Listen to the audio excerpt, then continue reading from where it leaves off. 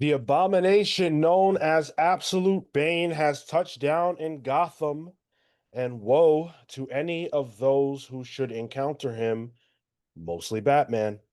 Uh, and a double dose this week of Batman, which, frank, a triple dose, Double dose, excuse about me. to Triple say. dose, yes. Uh, oh my God, what has this podcast become? What has Uh, DC become? well, DC's been what it's always been. We've become the Triple Bat podcast, Ooh, I like that. the Triple Bat cast, as it were. I was gonna say sellouts, but okay, that works out too. I think Well, mine has a better ring to it. let's hope they're good because we're going to be talking a lot of Batman today. And to do that, we've got all four pals on deck. We've got Cale. What is up, my hot dogs? That's Marco. The pals are afoot. Tyler. What'd you say, Marco? Something about feet? Huh? There Okay, it is. there's a bit. Not confirmed though. And I'm Sean. Thank you guys for being here. Whether you are live or in the future, make sure you smash that like button. Smash it. We've got 6. Count them! Count them, Batman, count them! I'm not Batman, but I will recite these books here now. Absolute Batman number 9. Batman Dark Patterns number 7. Action Comics number 1087. Robin and Batman Jason Todd number 1. Lost Fantasy number 2, giant size. And One World Under Doom number 5. So we've got some of the biggest and best books that dropped this week, but we'll get into exactly how we felt about them here in just a moment. What I'm about to do now is unsheath this bad boy because I'm going to get my drink on. So if anybody is joining me in that, What are we drinking? A Blue Moon? yes, indeed. I know your beer. Ooh. We need to get No you heads up. We need to get you an orange slice for that guy. Go get it, bro. I love those. Yeah, Marco. Listen, it's still early, man. I just had a quick vision of Marco getting up to get a drink and like getting pulled by his headphones and falling, and it was hilarious in my head. That would be funny. That would be funny. All right. Let's Hayden kick things says- off. Sorry. go Hayden ahead. says, I know Cale is going for Bane, but I can't help but hear the count from Sesame Street. One, Batman! That's funny. That's funny. Light says, I love it, but intros must be so confusing to newcomers. Are they really that strange? I feel like Bro, this is nothing. yeah. Y'all weren't here in the first Yeah, 200. I think that Bane is a callback really to that era. To that era. Yeah. I mean, granted, that was probably one of the better ones that ever happened. Inappropriate I at would least. agree with that. I mean, we got yelled at in the comments section about not talking comics within the first 5 minutes of the show, which Constantly. No, we got it last I'm week. I'm always Wow. cognizant of that. Like, try to get into it, but like we just barely missed the 5-minute window because I wanted to talk about mental health and happy pride, and I guess that was just too much for that individual. So what are you gonna do? And speaking of getting right into it, we have here a nice Stella Artois. There you go. The beer snob in me is Nice. The worst Yo. beer on the planet. Marco, that's actually my other go-to. Oh, is so, it? Yeah. It's out of this, an IPA, Corona. Cheers, bud. Cheers. I'm running the show in the background. I can't get up. You literally can't stop it. No, Don't get one. I chained I myself. got tea. I'll get it when we have a break. Let's get into this. We're hitting the 5-minute mark. We're right under it. So That's right. Gonna get scolded. now I'm timing myself. I'm going to get scalded. Oh, All right. Let's talk about Absolute Batman number 9. This is written by Scott Snyder, of course, with art by Nick Dragata, colors by Frank Martin. And you got Clayton Cowles on the letters. What book does he not letter? I feel like those are few and far between. So this is the first issue of the new arc. It tells you right here. It tells you a new story starts here, and they weren't lying. This is the debut of Absolute Bane, which we've all been looking forward to. And the introduction to Absolute Bane is pretty straightforward for the most part. He's got a mission. It starts with him on a separate mission destabilizing peace between two countries, and then he receives a message that dictates he needs to head over to Gotham. I don't think this issue tells us who his handler is, but I believe we're meant to believe it's the Joker. Um, and so he heads on his merry way to Gotham and he encounters Batman. And man, that was some shit. That was some shit. What an intro! Those first couple pages. It introduces a couple of new absolute versions of some standard DC fare with Bialia, and I think Kondak as well. And then it quickly destroys that with Bane showing up, and my dude is yoked up. He's got this almost Jason Voorhees-esque suit on. He kind of looked like the multiversus version of Jason Voorhees. And I love the bit with the way his design is, where there's a bit of blood in the venom tubes. Like, you can tell this is just intravenous to him. This is part of his ecosystem. Yeah. It's Eating disgusting. him up. Yeah. Yeah. I don't think the intro to him was like, man, what a cool way to bring him into this. That's a great call. I for one missed Dragodon art, so I'm glad you called that out, Tyler, because it feels like coming home. Not to say that previous issues were necessarily bad, but I just grew accustomed to this team, this dynamic, and this kind of like flow for them. And when I first saw the first page, I'm like, oh, there's quite a few panels on this. Oh, that's right, your Goda's back, baby. Man, that title screen, holy shit, dude, so crazy. What do you think we're even supposed to take from that page? It's gross. That's like when Goku takes a sensu bean. Like, I assume this is like Super Saiyan Bane eventually. Like, this is just an inevitability of what this version of Bane can be. I just love how you can see his tiny little head somewhere buried in there. So nasty. Heard that before. Oh God. It was really fun to hear this in the Tom Hardy Bane voice, because it actually did you? played. It works. Yeah. It As works. you were doing the impression, I was like, wait, no, it kind of Yeah. works for this Bane, actually. Hot take. Don't like that voice. You mean Cale's voice in general? Come on. That's rude, Marco. Come on. I meant the Bane, not Cale's rendition of said Bane voice, but the Tom Hardy Bane voice. I don't think that's a hot take. Oh, is it not? I don't think so. It was pretty good in the I don't know if you guys ever saw the IMAX preview of the first scene of the movie Yeah. with the original Bane voice. Man, too bad we couldn't get that. I think in terms of the direction of the story, I like that this picks up straight from the previous issue. It doesn't feel like I've lost momentum. It reminded me as well. So I was really appreciative of us just kind of getting into it and Batman just tearing shit up, dude.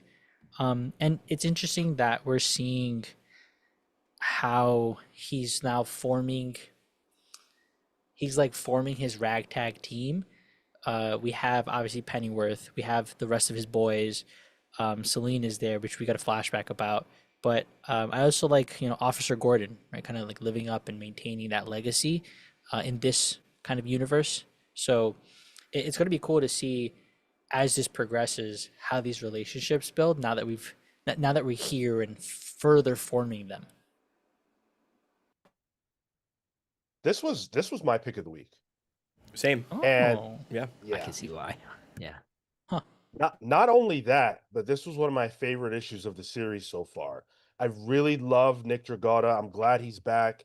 I love the paneling, man. I just can't get enough. These little panels he'll draw that just add so much to it and give you a little bit more action. It makes the scenes feel more alive because you can see not every kick and every punch, but many of them.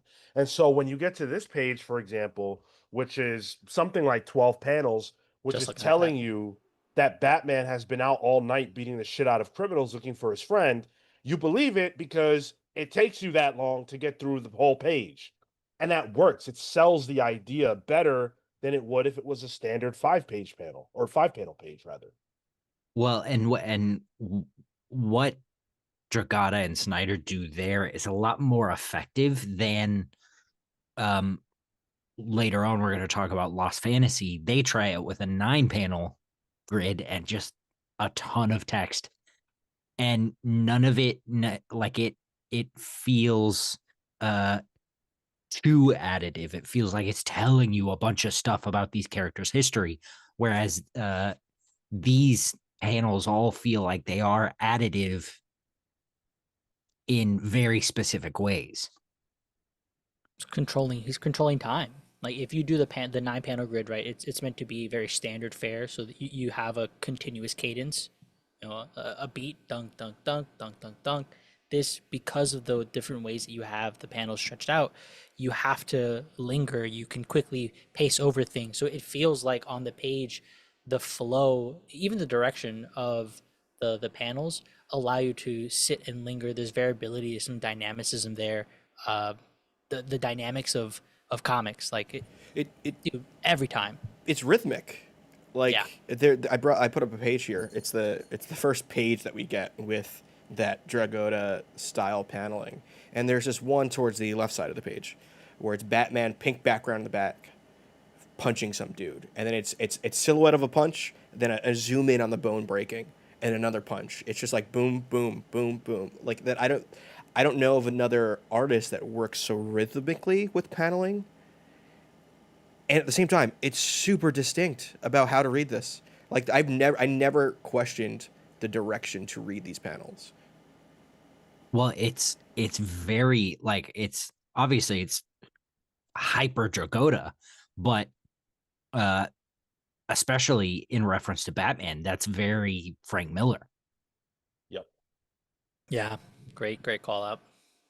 Yep. That's why I've been comparing this a lot to The Dark Knight Returns, and I'm seeing all that Miller inside of this work.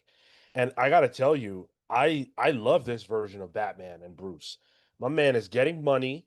He's having sex with Selena Kyle in a bed of money. Then he freaks out and smashes and I know that was a flashback, but he freaks out when they're not listening to him and just bashes that table, breaks it, and he's like, "Yo, this is Batman. I don't want to hear about any of your concerns. This is what Batman is about. You wanted it on this, this is what it is." I love it. I love it. He's like borderline unhinged, but he's still in control. And he's got the scene with Selena in the bed of money makes me think he's got a they're like his morals are not as set in stone as mainline Bruce's. And I would imagine that's just more of a past him thing, but I want to see that. What mess was he getting involved in before? And that's probably where the schism would be between those two. Because we know they don't talk as much anymore. Oh. So I'm wondering, like, he realized, like, he was probably doing heists with her at a certain point. He's poor. He was probably a criminal. And then he decided to go against it, and there's that schism. There's the real, what was it, Gotham War? That, this is the absolute Gotham War coming up. And it recontextualizes the sequence where Black Mask offers him all that money and he takes it, but he doesn't use it. Clearly now we know based on this issue that there was a time where Bruce was potentially corruptible and now he's not. So that's a very interesting thing, and it makes me more curious about his backstory, which I'm sure we'll continue to get. I mean, to even further that, right? The direct line in the first few issues where we're learning who this version of Bruce is, where it's, his father dies, he all these animal references, and then he turns straight into good, kind of bypassing Martha. Now I feel like there's an added complexity to to his origin as the Batman now. That's I did make that connection until you guys said that right now. Damn. We got to talk about Bane because this version of Bane. Look, first of all, it's the same fucking guy. Like Yeah. it was largely very similar to what you would expect of Bane when he walks into the room in the first page and interrupts this peace conversation. He's just like, "Hello, forgive me for interrupting, gentlemen." Like, and he knows he's about to crush somebody's head, but he's so nice about it. I love it. Then when he's fighting Batman, you expect he's just going to be, all about power, but he's not. He's like attacking pressure points and knowing every single thing Batman wants to do, every fighting style he's aware of. He calls it all out, and he's got a counter prepared. And Batman kind of calls him a cheater for using Venom. And Bane's like, "Whoa, I haven't even done that yet," which means that standard size Bane is this. Like, regular Bane is jacked. Sean, can you pull those pages up side by side? This one? Yeah, next to the cute little crypto tease. Oh. yeah. The duality of man and dog, I guess.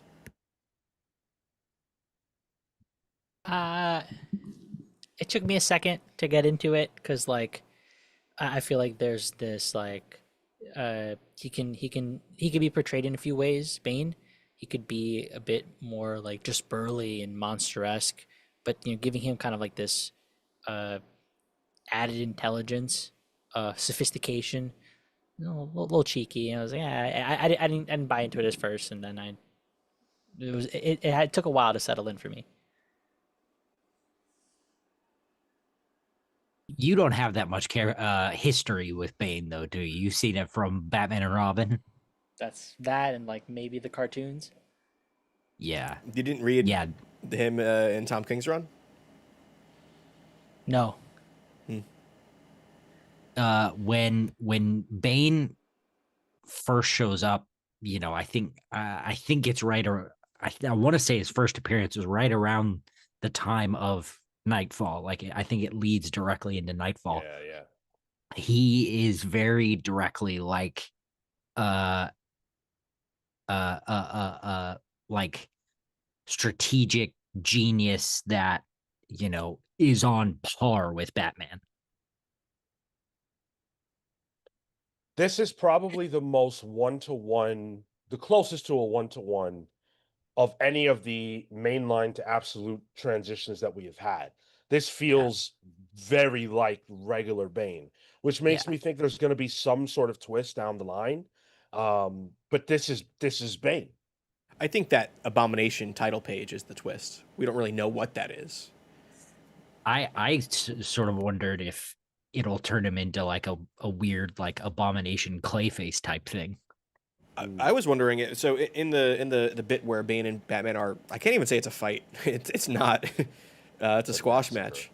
There's a bit where Batman first gets into Arkham, and he sees this man bat skeleton, and the Bane captures him and says, "All right, prep the doctor's table for him." I wonder if there's going to be a bit of a man batness going on too with this as well. Ooh.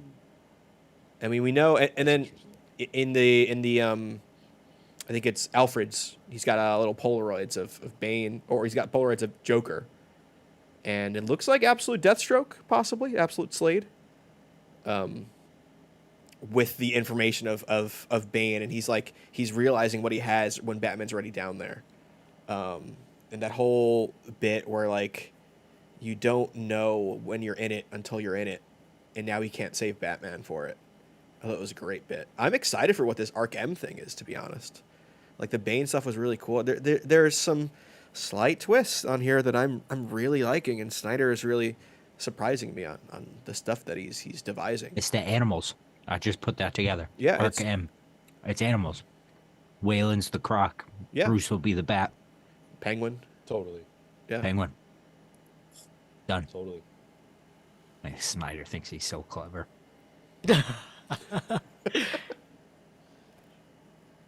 Ooh, does he bring Um, Flamingo into this? Sorry, I got excited about a Morrison villain again. Professor Pig. There's a lot of animals now that I'm naming them. Makes me wonder how Catwoman might factor. Meow. Yeah. Pussy. No. Straight like that. Yeah, I mean, well, You were straight swallowing. for sure, straight.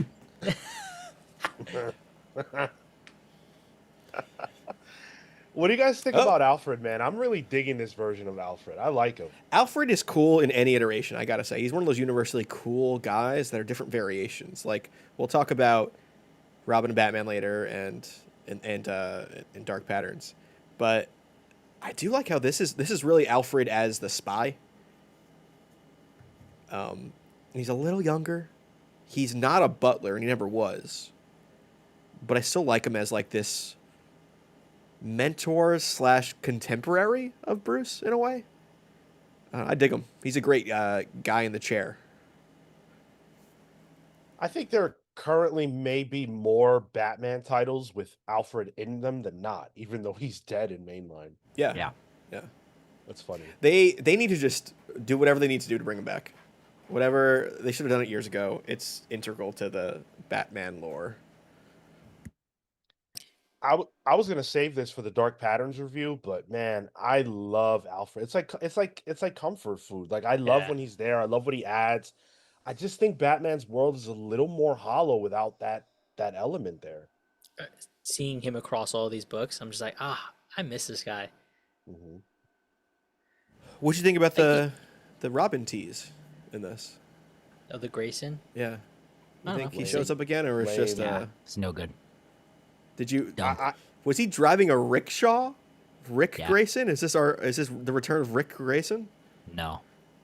No. Hate that. It's just a dumb, cheeky, ooh, look who it is. It's the only thing Scott does that I don't like. It's the key Yep. jingling thing. Like if Yep. if it's meaningful, I'm all in. But if you're not, Yep. if it's just a tease, fuck that. I don't need that. Yep. We're gonna get Yep. Absolute Yep. Blue Jay first, or Bluebird. What was her name? It was Bluebird. He was Bluebird, yeah. Don't love it. Sean, could you pull up that splash page where he sees Arc M? Yeah, if I can fucking find it. This one.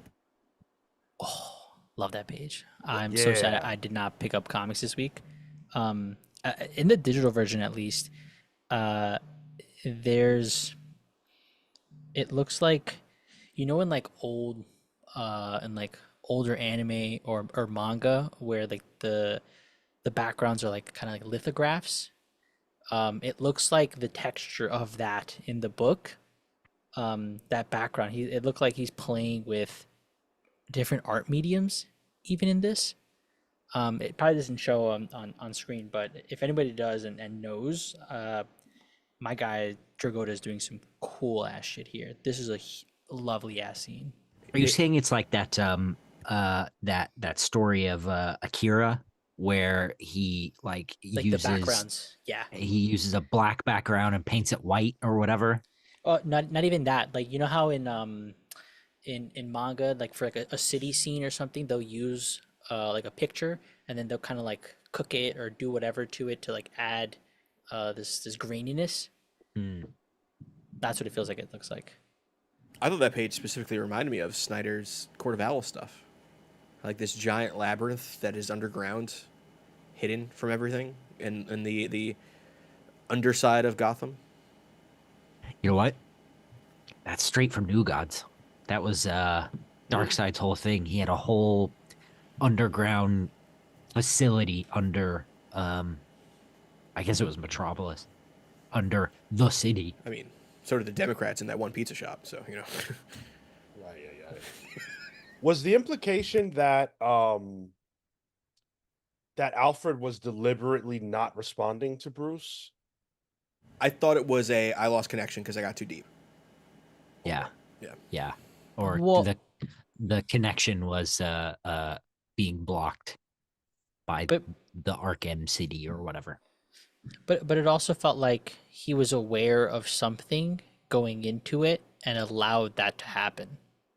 The, my read of it was they had the blueprints to what should be under there. And then as if Batman's, climbing the pipes or whatever, the ventilation, he says, all right, I found it. And Alfred's like, wait, hold on a second. No, you didn't. It's according to what I see, you should be way too far for you to be up to it now. So it's something that even Alfred didn't know about. Actually, it's in between, I guess, the known and unknown.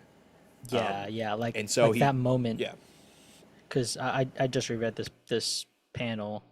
A sudden flash of guilt hits me, and I call out to him as he drops in, Bruce, wait, but he can't hear me. Okay. Yep, he was too slow on it. The reason why I'm asking that question is because on the page where Batman is looking at the like man bat fossil, he says, "Pennyworth, are you there?" And then the caption, which is from Alfred's POV, says, "For the first time, I hear fear in his voice. True. No, I'm not there. No one is there. You're alone." So how is he reacting to what Bruce is saying if he can't hear him? I think I think he could hear Bruce, but Bruce couldn't hear him. But the communication couldn't get in, but it could get out. God, this sounds like I'm troubleshooting IT.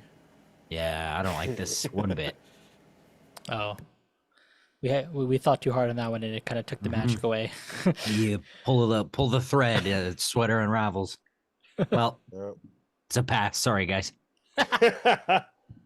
And then the other thing I'd like to talk about is Martha, because now it seems like she's going to be spotlighted a little bit more. It looks like Gordon is saying, you know what? I lost the race. I'm going to fucking pull back.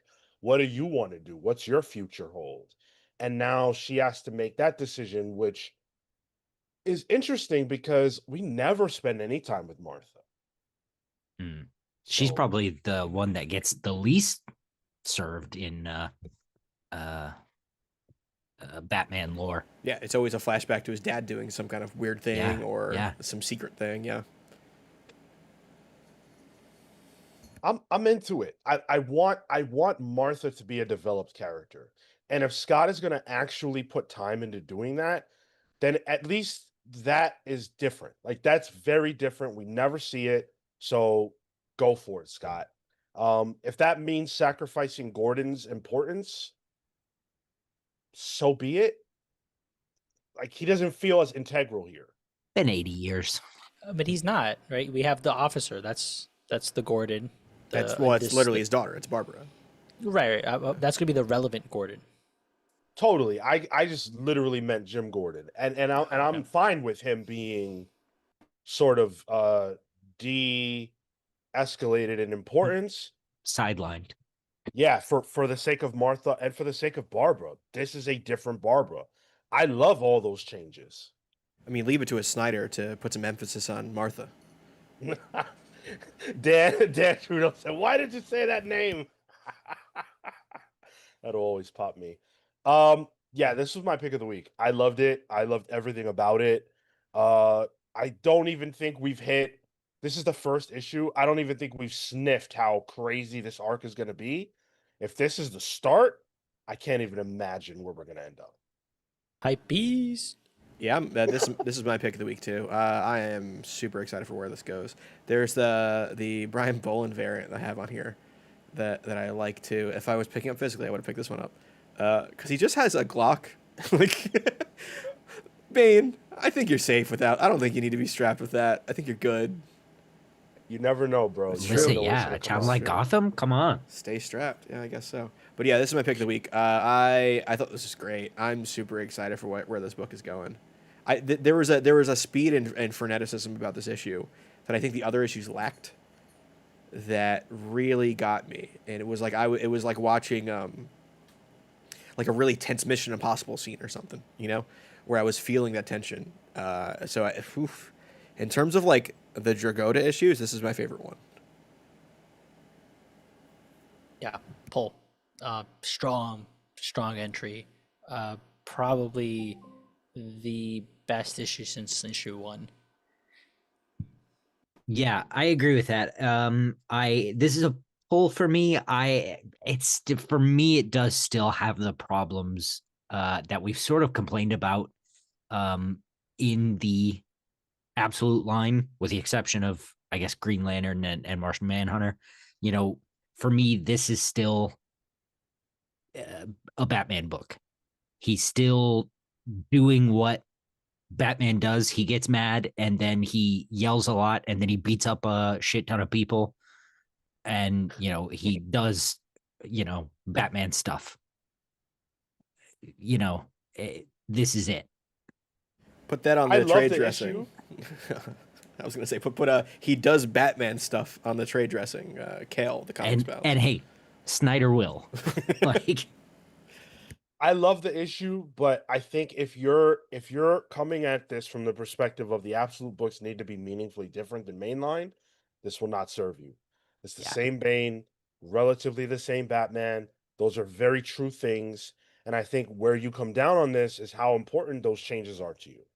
yeah, I think even though like Martha is here, we've spent zero time with her and she is yet to do anything meaningful. She's barely interacted with Bruce. So I like, other than like the rogues being his friends for reasons, you know, he's still the angriest person in the room and he can still shout the loudest. This is still a Batman book.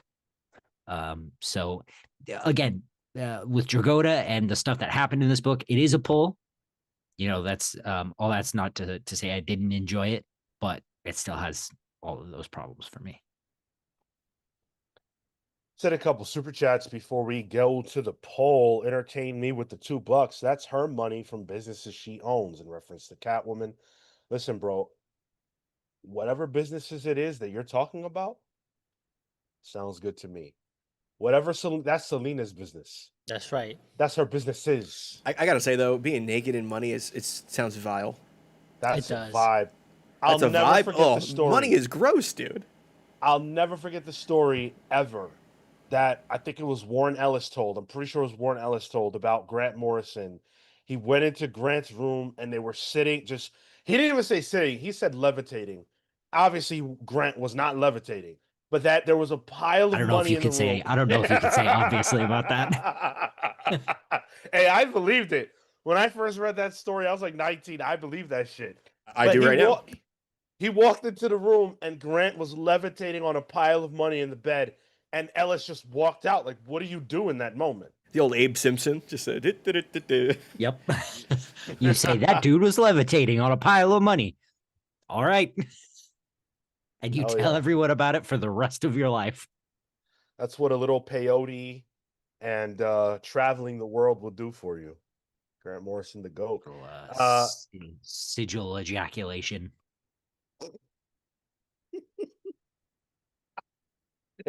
Cale's not making that up. That's totally Grant's belief system. No, I do that every That's Tuesday. That's the Invisibles, baby. Hayden's Hideout with the $5. Hey pals, Gooner pick of the week, TMNT number 9. What TMNT? What can I say? I like redheads. I need to see this cover. What the shell are you I didn't know talking there was about?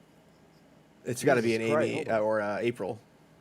April variant. Oh, okay. I see it. I see it. Yeah, I see yeah. the vision.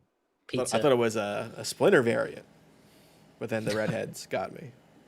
Furry variant. No, hey, don't yuck their yum. Oh, sorry. All right, don't knock it. Don't knock it. My We bad. all Pride know Month. every Pride furry is part of that LGBTQF. It's No, plus. It's plus. They're in the plus. Okay. It's in the plus. Surely. He also says, quick thoughts on New Avengers. Hayden, stay tuned. Yeah, hold on to that. We are going to talk a little bit about New Avengers. It's not on the docket, but you guys know we like to pepper things in every now and then, so we will talk about that a little later. Thank you so much, buddy. Let's see what the audience is saying about this absolute Batman number 9. 58% of you pull, 23% of you say pick of the week.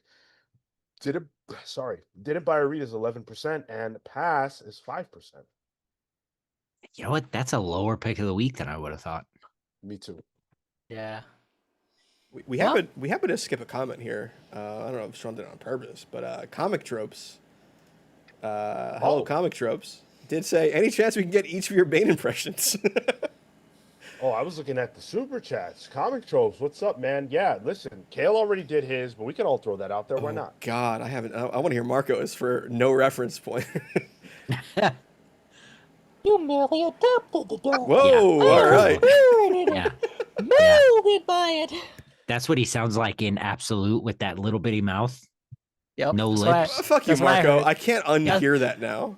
That's what Yeah. I heard. Oh, God damn it. We gotta Yo, get you. We gotta get you into voice acting, my man. I literally just started playing Kingdom Hearts last night. You sound like fucking Mickey, bro. I was hearing Mickey too. Started doing the hot dog dance. Don't know what that is. Can't beat that. Oh my god. I love how you were so out the gate with it too. But you I know was what? ready, dude. You know the With worst that part? little ass head, that's what I think this version of Bane might could sound like with that little baby head. Like look at this head, bro. I could see that sound coming out of that head. That's all I heard, dude. That's all I heard. Got those shrunk testicles from all those steroids. Yeah. The worst part of that, Marco, is that was the bit I was gonna do. So Oh, hell yeah. complete theft. Hell yeah. Complete that. Either Now I have that, nothing. that or Kermit. I don't. Oh my I can't really do a Kermit on command. You know what? That's not bad either. Let me see if I have a Kermit. I can only Do do, it, do it. I can only do Yodas on command.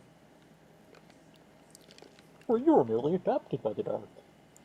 That's No, not no, good. no, That's didn't do not it. good. No, you need a hand up your ass to get that one done better. Whoa! Hey, yo, what? hey, it is a Thursday That's night. called method acting. Yeah. I'm saying you go to the House of Yes on certain days in the month in Brooklyn. Hey, You can see it. You gotta get there. How you get there? Yeah. that or basement. No, there's not a single straight dude in basement. Marco knows. Wait, I called it out. It's true. Yeah. Listening to Sophie. I'm lost in the sauce, guys. Fucking Andrew Cab said to the Gooner pick of the week is Giant Size Dark Phoenix Saga by Ivan Talvera, and I went and looked that shit up. And you know what? I like that more than the fucking TMNT one. Putting giant size in the title. That's for sure. What's up with these Magic covers, by the way?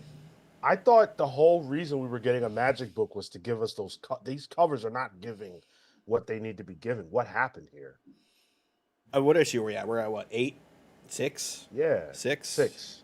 I mean, how many can you This, make? this Betsy Cola one's good. Betsy Cola's great. Betsy Cola does really good wrestling art, actually, I believe. I could be wrong in that. Probably am. But I like the cover. I didn't say the covers were bad. I said They're weren't not Gooner goonery. material. Yeah. Oh, It's Magic. We could get. We you could be get- yeah, we yeah. could get People in can the make what weeds. they can make their. We can do They can do do it. a little more.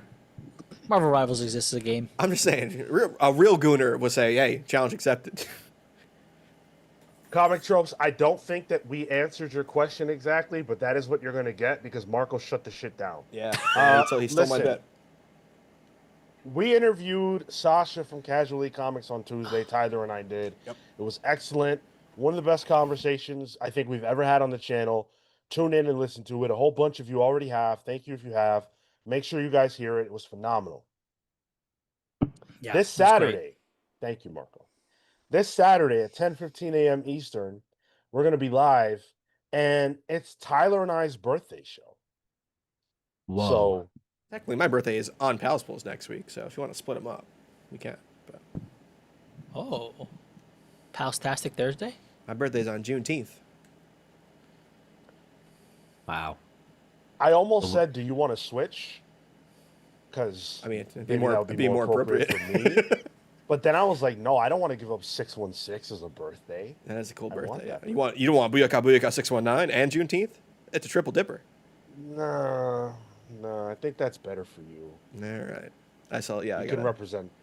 represent us on Juneteenth. My Yeah, I brother. throw up the fist. I get you. There you go. Yeah. Okay. All right. Let's get into Batman Dark Patterns. Is this supposed to be next? Yes. You had Action Comics next on the list, but up to you. Up to you. I'm flexible. Let's do You the can make it a Bat Batman rock block. Like yeah. Yeah. that's fuck how I read them. it. There you go. Batman Dark Patterns. Dan Waters on the words. Hayden Sherman on the art. Sharona Farrell, and the colors, letters by Frank Vekovic. I love that name. I love saying that name. Batman Dark Patterns has been one of the best books on the stands since it started. And the last arc, nothing could beat the last arc for me. Scarface being involved was tremendous. And so there were a lot of question marks coming into this arc about sort of what it would revolve around. And we get our answer here relatively quickly in that it's going to go back to the Red Hood gang. And this is a gang in this story that has their hooks into an area of Gotham called the Rookery, which is a place that seems to have an ever expanding and almost almost labyrinth type of environment where you can't just lay it out. You have to live there to understand it. Police don't even want to go there, and of course Batman does. And so we get a lot of setup about everything that is to come with the Red Hood gang and with this area of Gotham. Marco, are you high on Batman Dark Patterns Arc 3 so far? Uh, this was my pick of the week, so Same. 100% I was on this. Yeah, this was, I thought, phenomenal.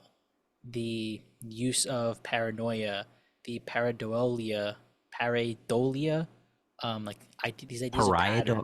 Pariedola. I don't know what it is. Zoom tight. But I uh, I love the framing of this and how Batman has to come into uh further into the depths, right? Like, and it was also one of those moments where it's like, patterns, dark patterns. Okay, we got the name. We're getting into all of this, and I thought the Sherman art phenomenal, man. There were these just again moments where they're doing crazy shit and they're keeping this in what felt like the first few issues, it was a lot of design work. The panels were made to look like the buildings, or it was made to look like Batman and his mask, or things fit inside of other things. And here there was just this almost claustrophobia. Panels were squished together. There were multiple panels on a page that overlapped. Things were just busy. There was so much visual storytelling here, and I don't know if you guys caught this, but was this page 2? No, page 3, where he finishes taking off his bandage, and then he is putting his fist into the ice. Did you guys see that in the smiley faces in those? It's pareidolia. Yeah. Yeah. Okay. And it ends obviously with the smiley face of the cup of water. Like there's just layers going on here, and that's not even the story. That's just the art. So this was an absolute ride for me. Actually, I think that is the story. Well, sure, yeah, but Yeah, this was absolutely incredible. It's funny that we're at this arc, this labyrinthine arc in Batman Dark Patterns when that's supposed to be where we're at in Absolute Wonder Woman. yeah, Very funny that Hayden mixed up their assignments. And this one Whoopsie happened to doodle. get right into it. But what do you Yeah, right. Yeah, I really loved getting to see Bruce. I was a latecomer onto Dark Patterns, so I jumped right into Scarface, but getting to see Bruce dealing with his sort of relationship to the city and getting this sort of burned out feeling from Gotham, and he makes a direct reference to the city trying to burn him out like a fever. I thought it's so good, and it's such good like character table setting for Gotham.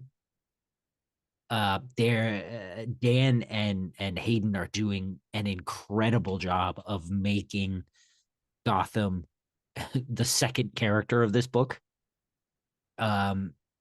I think it's just phenomenal. And so the whole mystery is like, okay, cool, yeah, that's a Batman mystery. They're really using this pareidolia effectively. I think it's very good. For me, like what really, really got me was this last page.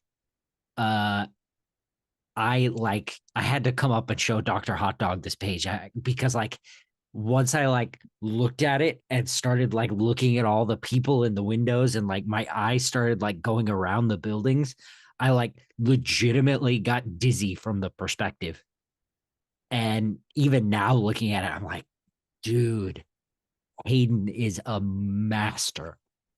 Yeah, Cale messaged me before this, being like, "Hey, can you screenshot that the last page?" I'm like, "I already have it screenshot. It's already done." I was also struck by that. It's insane.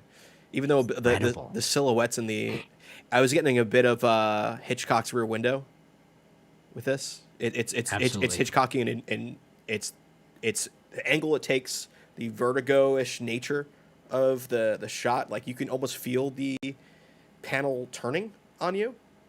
It's at this weird angle that is very Hitchcock. And then there's like, it feels like Rear Window as well. Yeah. A little bit of Cell Block Tango too, if you're a Chicago fan. But I love this issue. I thought this was a contender for my pick of the week. How could it not be? I love Hayden Sherman's work. They're killing it in this, and I think this issue was really good. I think Dan Waters jumped out to me in this issue, though. The idea of pareidolia and introducing that at the immediate first 2 pages, because what it does is it introduces one of Batman's true villains, and that's paranoia, and it infects the reader with that paranoia, because now you see those evident ones that Marco brought up, like the bandage and the ice bucket, and even the page layout. It's dot dash in the panels, 2 eyes and a mouth. You are then forced to look for it in every single page afterwards. You're waiting for it. You're looking for it. And now you are in the shoes of Batman. I thought that's a great use of the medium that is going to kind of keep happening throughout this arc. Sure, it's alluding to Joker. It's alluding to Red Hood. I bet it's going to be nothing. I bet you it's going to be his paranoia. That's the whole thing at the end. Oh, that would rule.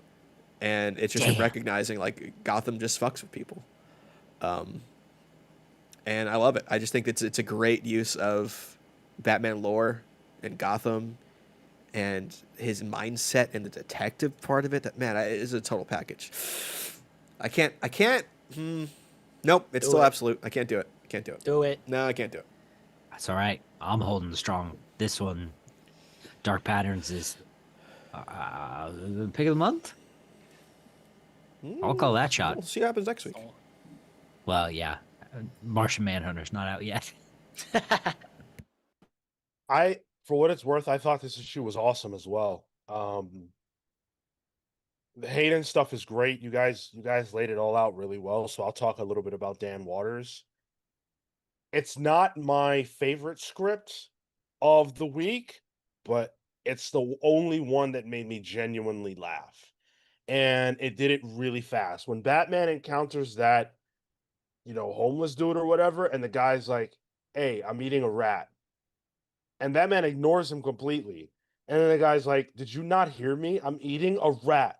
And Batman just simply says, "Okay." I cracked up. And you know what? That's how these interactions should go. That should be a lesson to all these people who are afraid of, the people out, who are unfortunately out on the street. It's none of your business. You say, okay, and you move on. Keep walking. Whatever happens on the train, you say, okay, you move on. You don't look. Have a good day. I completely agree. I just think Dan Waters is in a space with his writing of the Batman character where it may not be the version of Batman that every single person loves, but it is one that we don't see enough. And I really appreciate that. I think crucially, it may not be the one everyone loves, but I think it's one everyone knows. And I think that's what's more important. What do you think about the rookery in the naming there? Do you think there's any significance? Like rookeries are typically crows and corvids. There's no Batman villain that's a crow, right? Like I thought owls, and I looked into it. Owls don't have rookeries; they have different things. Hmm. It feels too specific, but I'd be curious to know Dan Waters' thoughts on that. I mean, specifically, a rookery is a slum. Like it's a synonym. So Oh, is it? Oh, Okay. is I that didn't true? know yeah, that. Okay. yeah, yeah. Oh, I just took it literally. Great comic. I tremendous. I pull. Yeah, easy pull for me. Oh, Hayden's Hideout says Scarecrow. See, I think they're two different sections of Crow. You know what I mean? Like Scarecrow is a tool to ward off crows, whereas the Rookery is a place where crows live. And if you're wrong, you're gonna eat crow.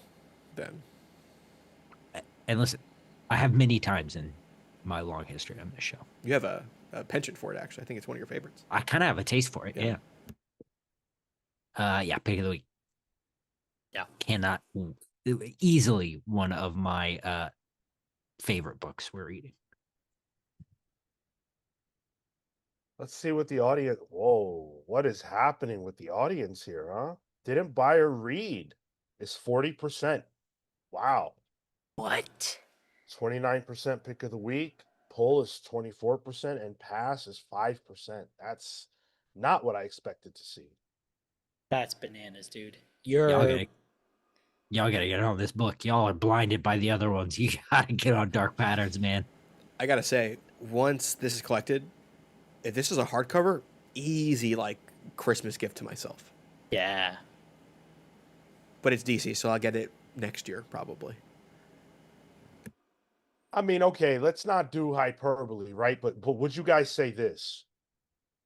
Would you say that Batman Dark Patterns is a top 5 DC book? Yeah, Absolutely. Yeah. Yeah. yeah. And I agree. So that's universal from the pals. Top 5 DC. How are there people who hear us review this 7 issues in a row and haven't jumped on the train?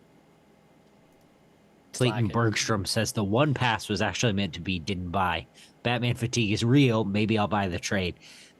Clayton, I think this book is the thing to cure your Batman fatigue. Genuinely, Dan Waters and Hayden Sherman are doing something so crazy in this book. It's 3 issues, an arc. I jumped in at issue 4 and got the twist of my entire life. I don't want to tell you what it is, but I need you to get issue 4 and trust me. It will be worth your time. Totally. Completely agreed. And you know what? I'll double down on that, Clayton. If you go and get it digitally or however you get it, if you get it and you're not completely entertained by that twist, I'll pay for that issue. And I ain't got no money. It's like a ShamWow ad. So that's a meal I'm gonna miss out on to pay for this book. Yeah, so you better like it, or else I That's right, starve. I see a lot of tradesmen in the chat, man. Like everybody's saying, yeah, pull, but waiting for the trade. It's non-canon, so it's trade from Luna, Kyle. Like I get it, but like, yo, perfect book. CW Gordon says, Cale out here eating rats. He wants to buy it because he was in it. Now, what do? You say okay, and you move on. I have Hey. 3 degrees. Hey, WoW 3620, did you already meet Scott? If you haven't met Scott, because WoW is in line at the Midtown Comics Grand Central Station, Grand Central Terminal location, Scott's doing a signing there. If you have not met Scott, you don't have to do this. It's your time with Scott. If you're willing to do this, tell him the Comics Pals, he'll know us, are live right now and we love Absolute Batman. Tell him that. Last Young Renegade, quickly jumping in from a work event. Be sure to smash that like button, fellow pals. Catch you on the rewind afterwards. Thank you so much, dude. Appreciate you, brother, man. Damn, Thank my you. man said I'm at a work event. Yeah, I'm listening to the pals. It's probably more entertaining than the work event, especially your fucking your rendition of Bane there. Where else would you hear Disney Channel. All right. Let's talk Action Comics number 1087. This is the debut of Mark Waid and Skylar Patridge on the book. And the debut of the time of this book being a more young Superman focused series, or a young Clark focused series. I think that we were all anticipating what Mark would do, especially since he came on the show. And largely, this first issue to me feels like it works as an introduction. If you somehow have never read a Superman comic in your life, and this is going to be your very first one, it would be fine, because it generally talks about the things that you need to know about Superman. But I also think it's adding what feel like to me, as a person who hasn't read a ton of Superman in his day, it feels like it's meaningfully adding some bits to the earlier years of Superman's life, which I really enjoyed. Um, and just exploring a part of the character that, with him being a fully grown adult with a kid now, we don't see a lot of anymore. Kel, I know you were very excited about this. Did this land for you the way you were hoping? I gotta say, not quite the way I was hoping. I did like the enthusiasm that Clark has throughout this issue for the future and science, and it's very clear where Mark wants to take this version of Superboy. And I think that's rad. It's another, similar to what we saw in Amazing Spider-Man, it's another angle of Superman that we never quite get to see, is like his, excitable and enthusiastic teenage years. And I I felt so seen when he's wearing his Superman pajamas under his shirt, and Martha goes, "Clark Joseph Kent." I went, "Oh, I felt that." Um, but ultimate, ultimately, I wasn't overall crazy about the villain. Like, I like the conflict that's Superboy has to go through to figure it out, and he uses the lessons that Pa taught him from the golden age of superheroes, and I think that's really neat and interesting. But I kind of felt it a little, I got a little lackluster from uh in execution, I guess. It just didn't hit me in the right way, and to be honest, I kind of think the Partridge art uh is part of that. I just wasn't vibing with it. I don't think it was bad by any means. And I don't think it doesn't fit. I think Partridge does a really good job doing like a 15-year-old that looks like a tall kid who would be like, the high school quarterback or whatever. Um, but it just, I think her style just didn't vibe with me through this book. That's kind of where I land too. My issue with these books is that I tend to start overthinking. It's especially with Superman. As soon as Superman's like, "Well, the JSA inspired Pa Kent," I'm like, oh, "Hold on a second."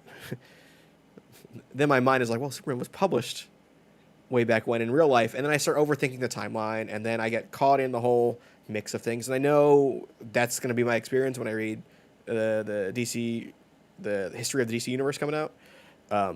But here it got me, and then it's like the Scarlet Partridge art felt too modern in terms of the way people were designed. I know everyone was kind of designed in like a Saturday morning cartoon, very basic clothing, but the clothing still felt very modern in a way that the story was telling me it wasn't.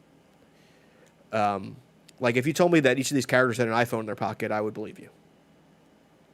And that kind of took me out. Like the cover, I don't know who did the cover. If somebody can find that for me, but it actually might be Ryan Sook. It is Ryan Sook. Yeah, okay. Yeah. It's like that feels more timeless to me. Wherever even his hairstyle felt too modern to be a book about the past. Even there's that bit where it's modern Superman, present day. And then he does the, like, and then he goes like into a flashback. It didn't feel like time changed, just based on the setting and based on the character designs.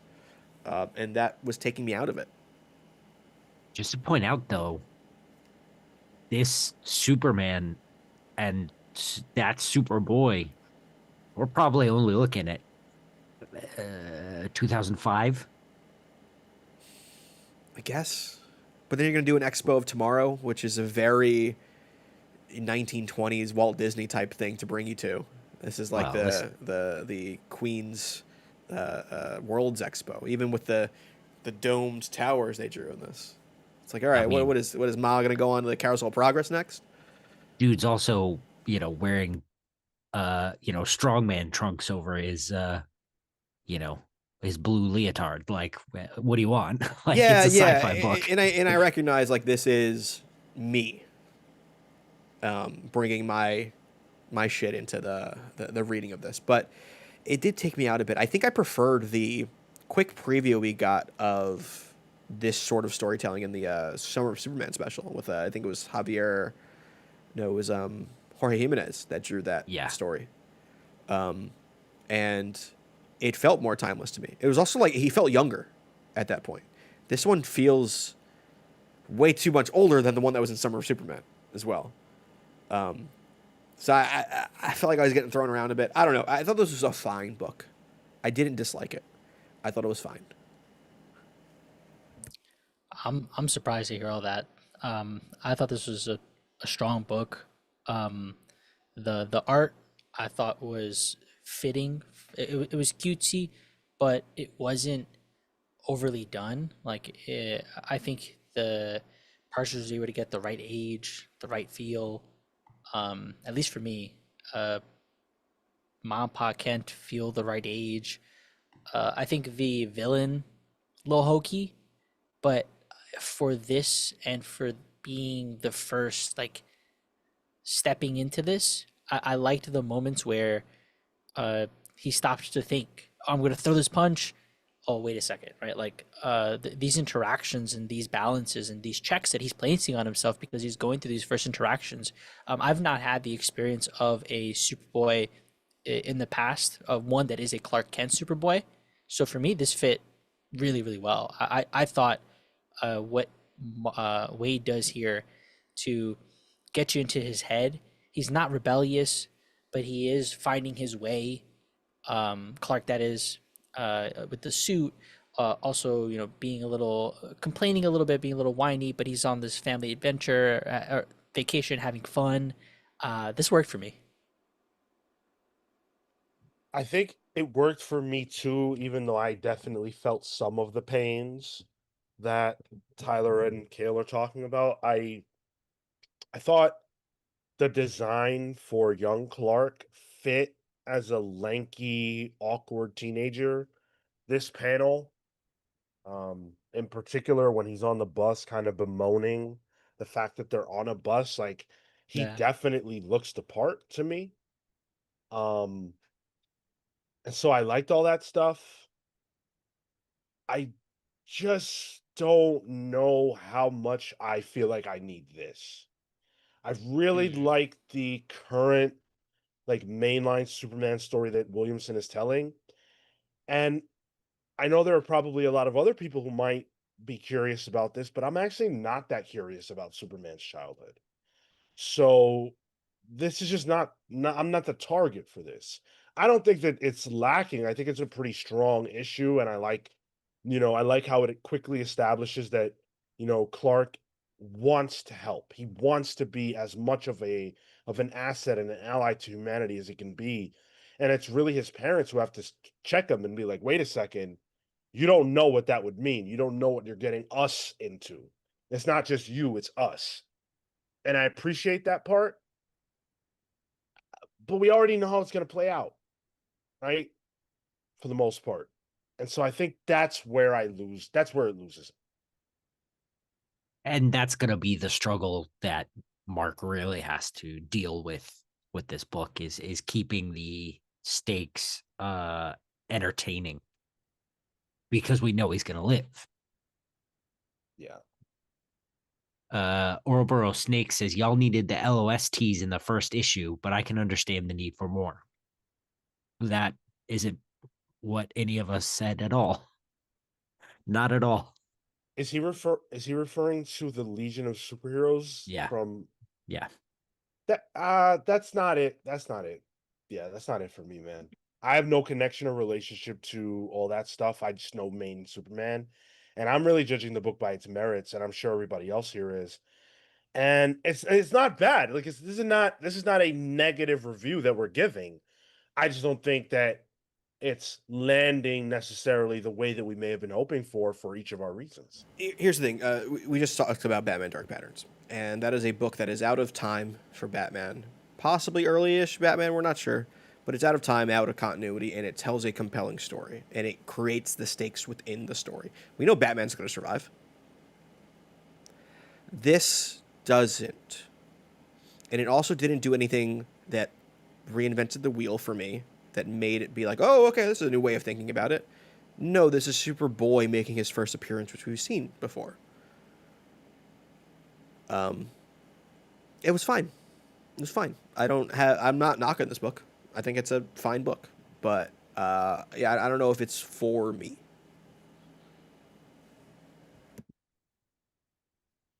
Yeah, I think it's a first issue in this epic that Mark Waid wants to tell. And we get little glimpses of who teenage Clark is going to be, and I think that's important. And I think there's merit for people who are more interested in Superboy and have less experience. I mean, I have no experience with Superboy, but I'm also No. not curious. There may be people who are curious with little experience, and I think this plays pretty well. When we interviewed Mark Waid, he talked about how there were elements that the editors were saying, "Whoa, that's really great that you're doing that," and he was just kind of like secretly to himself, like, "Well, that's been in the canon for X amount of years. Like it's just new to you." And I think this is kind of one of those situations. Well, then in that, from that framing, do you feel like Cale and Tyler, he's playing into like hits to get people in the door, and then he's gonna need to like from there move past these and say something? No. I don't know what he's... Like, I don't know what the objective is. I mean, the objective is to tell a Superboy story. And it's just not my bag. Yeah, I think his objective is to tell the most entertaining story he can tell, and if he wants to say something, we're not going to see that in the first introductory issue. Of a isn't this book, is it weekly or bi-weekly? It Or is it was. still I don't. monthly? I don't think it still is. Oh, okay. Um, but it's ongoing, certainly. Um, I don't see Mark as that type of writer on this ongoing series in particular. It's not in his history. I think what I struggle with, as far as your question, Marco, is just that it's not as if this is a time that's like not well told by other writers, and so the like what is there to reveal, because we know the core tenets of Superman, Superboy, right? Like, Sort of. mm, I mean, I think this is going back to like the golden age, like, when Superboy was like the like the Superboy Prime era Superboy, right? Like, not that he's gonna be on an alternate Earth or whatever, but like, he was Superboy, and then he met the Legion of Superheroes, and there were a bunch of adventures in between. Um, and then he saw his future and became the man we know, right? I just like I think we, the modern audience, don't know how all that shook out, other than obviously the Superman part. um but uh, you know I think there is a lot of modernizing to do, from those golden age stories. I think this has every reason. We have every reason to give grace to the creative team. Everybody involved is talented. This issue just didn't take off like a rocket the way that I was hoping. I'm a pull. I'll Yeah. probably read the next one, but then I'm gonna have to really make some choice decisions about the future of the series for me. Guys, wait. Yeah, definitely a pull. Not to interrupt, but I got totally distracted because this guy just walks into my bedroom with a plastic bag stuck to his neck. Nice. We're gonna Yeah. do this little ASMR there.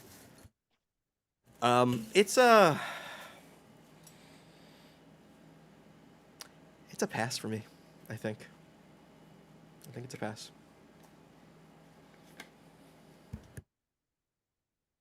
I'm pulling. I enjoyed this. This is cute as a time with Superman I'm not familiar with, and so I'm being introduced to it in a way that I'm receptive to right now. Dan Trudeau sharing a factoid that I never knew. Superboy was the reason Siegel and Schuster's fallout with DC. They didn't pay them royalties for the character because, quote, it's not Superman. That's crazy. Now it's definitely a pass. That's that's some lawyer bullshit is what that is. If you're behind the chair at DC Comics and that's the angle you're taking, like how do you sleep at night? Because I'm all for business. I'm all for business. Business is great, but like I'm all for humanity as well. They go hand in hand, and like how can you make the argument that Superboy is not Superman? The fuck? Superboy, what are you talking about? Well, if you're a lawyer, you can. Yeah. Semantics. Yeah, Professional semantics. you said you're all for business, but you're also all for whatever else you just said, and those are two opposing statements. I mean, I guess I just think there's a way to treat people decently, but that goes far. That goes far beyond. Like, I don't know. That just strikes me crazy. Truth, Um, justice, and the American legal system. Hey, Gavin's here. Gavin Guidry, artist behind the prior arc of Action Comics, who is making a great name for himself. Thank you for being here, brother. Gavin says they used to keep all of our originals too, swearing they owned them. Took Neil Adams to win that fight for us. That I did know about. Yeah. And thankfully, DC is a big reason for a lot of the freedoms, if you will, and the rights that artists have been able to win over the years. A lot of that came from Jeanette Kahn and her effort to bring a lot of the European artists over. So Common Sense wants to know. They're confused. Are you referring to Clark Kent or John Kent? This is Clark Kent. This is a young, teenaged Clark Kent. are you guys more interested in this book if it's the same exact creative team, but it's about John? No. If it was Connor, yes. I would be. But that's there's a recency bias to that. They're good. They're books that I've felt content about with John, that I want to see that character explored, and that part of that character explored. You could be reading Secret Six right now. Nicole Maines doing some John It work was there. alright. First two issues are fine. I don't think I've read enough of John to care about him. I like him as, the son of Superman, and I understand the crime of aging him up, but that hasn't affected me, because I read some of Super Sons, and I've read bits and pieces of his stuff after, but I don't care about John, and no one has made me do it either. So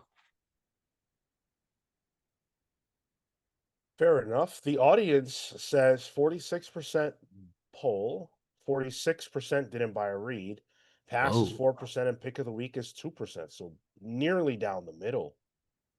Wow.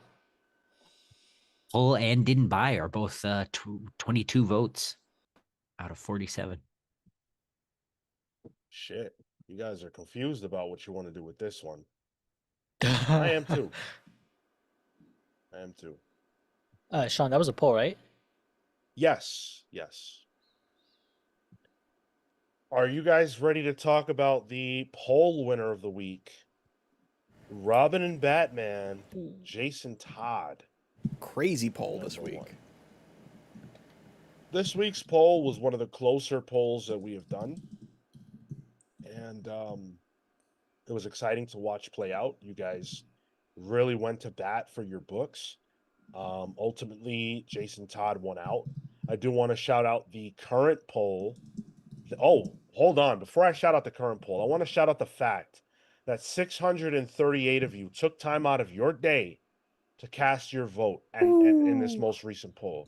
That's one of the highest records we've had for voting, and it means a lot to me personally. So thank you very much for making sure you guys get your vote on. This week, we've got some pretty big books.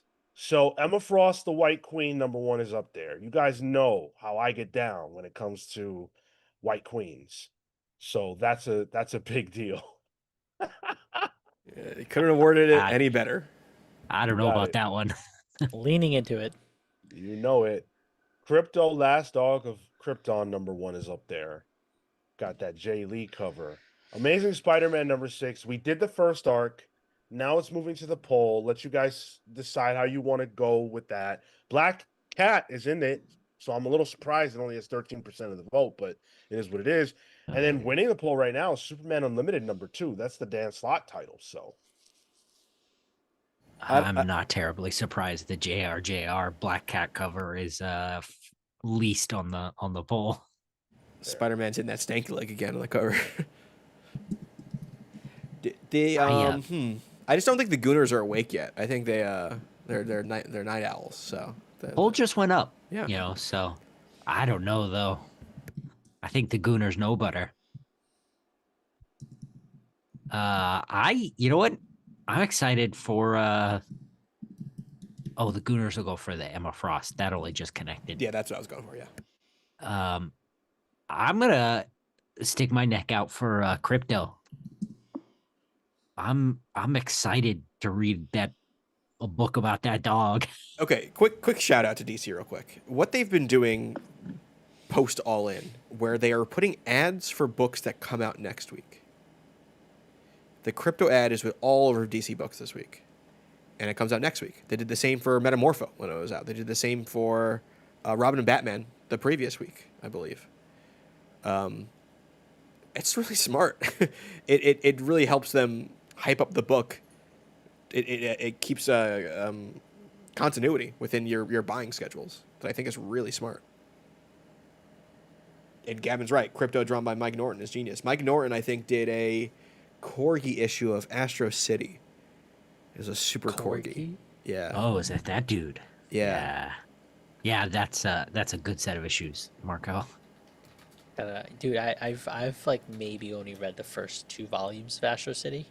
Oh, bro, you haven't even cracked it. Yeah, Did you read The Tarnished Angel? Do you know probably that not. dude that's made of all metal? I don't recall. That's my favorite Astro City. Yeah, see, John B. The crypto ad is why I'm going to be picking up the book. They need to see what happens Yep. to the goodest of boys. Yeah. Hey, a couple things. We've got over 90 of you here. Make sure you smash that like button. Thank you for choosing us to Smash be it. your review crew tonight. Really appreciate you guys hanging out with us for a spell.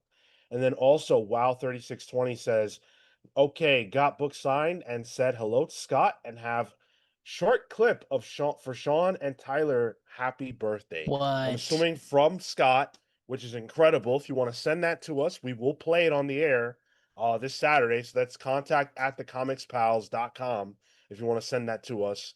Get that in our email box so we can utilize that. Most importantly, though, Wow, I must ask you, brother. I sent you with a mission.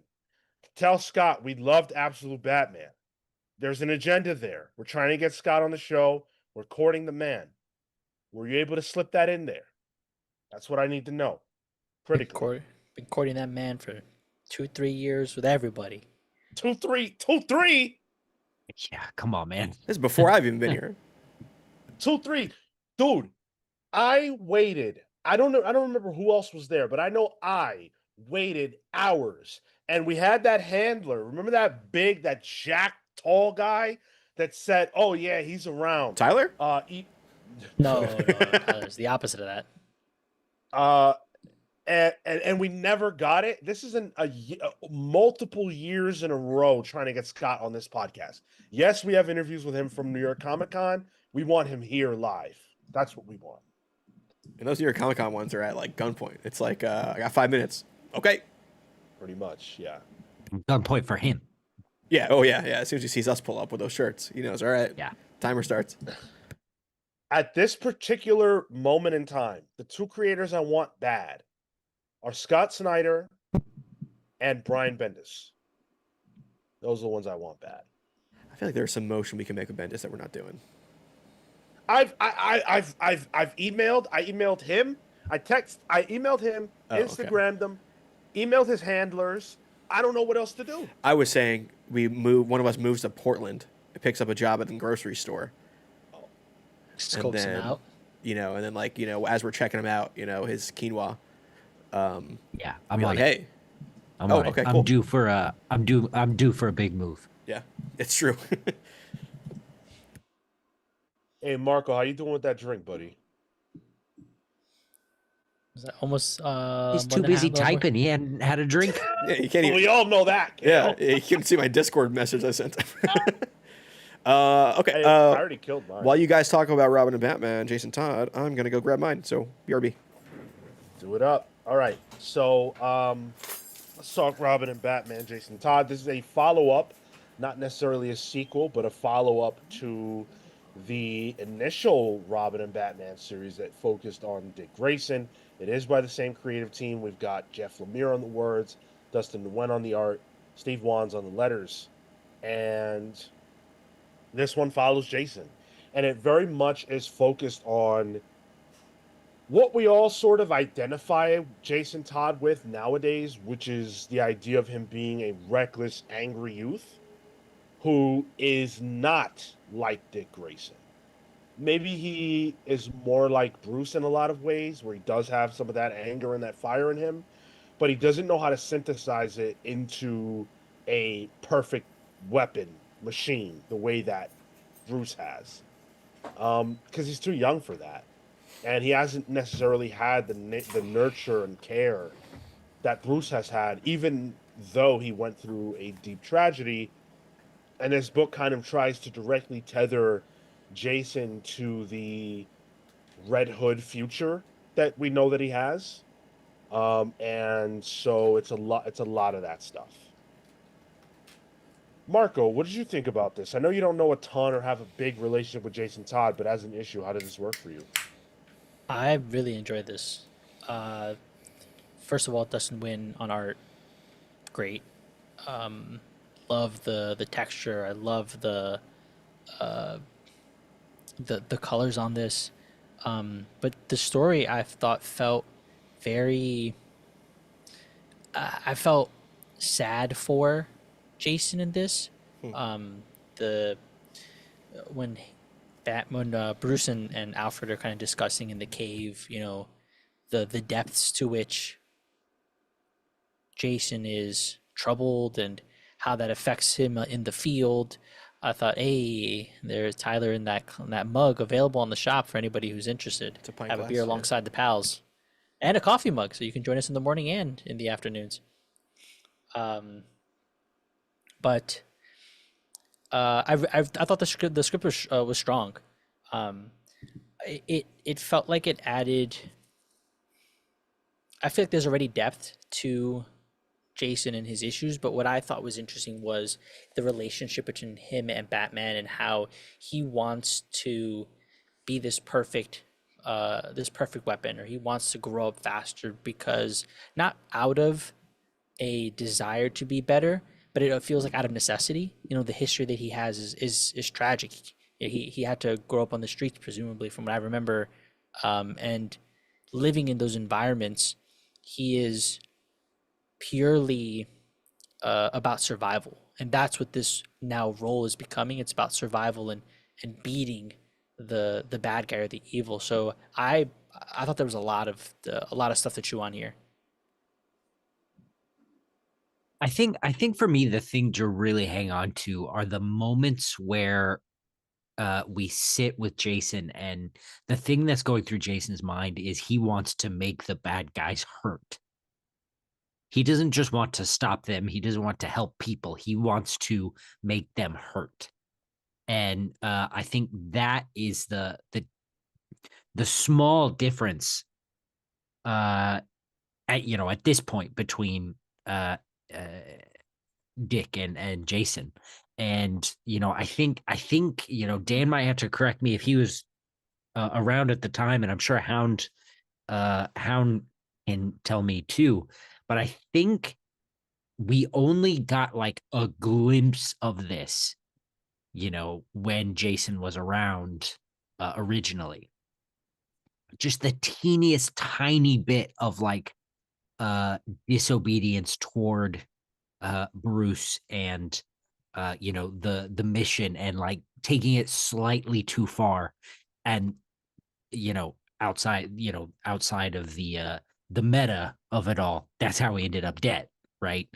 um the thing about this is it really makes you sympathize with his plight, his lot in life. It I think we're getting a little retooling of his backstory here, but it seems like his mother was an addict of some kind, and then his father seems like he was a goon, um and not the fun kind. um so like he's been a victim, and he wants to make others victims, and that is the cruelty in his blood. And I think that's a really interesting, deep look at Jason that the others don't have, is he's a perpetual victim. And I like that. I didn't like this.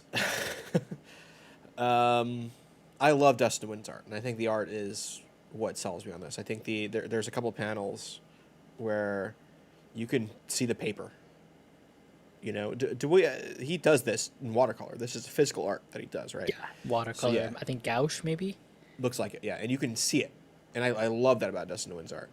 The story just didn't really do anything for me. Like, I don't like Jason Todd. Yeah. I don't find him. I don't empathize with him. I find him annoying, and that took me out this whole issue.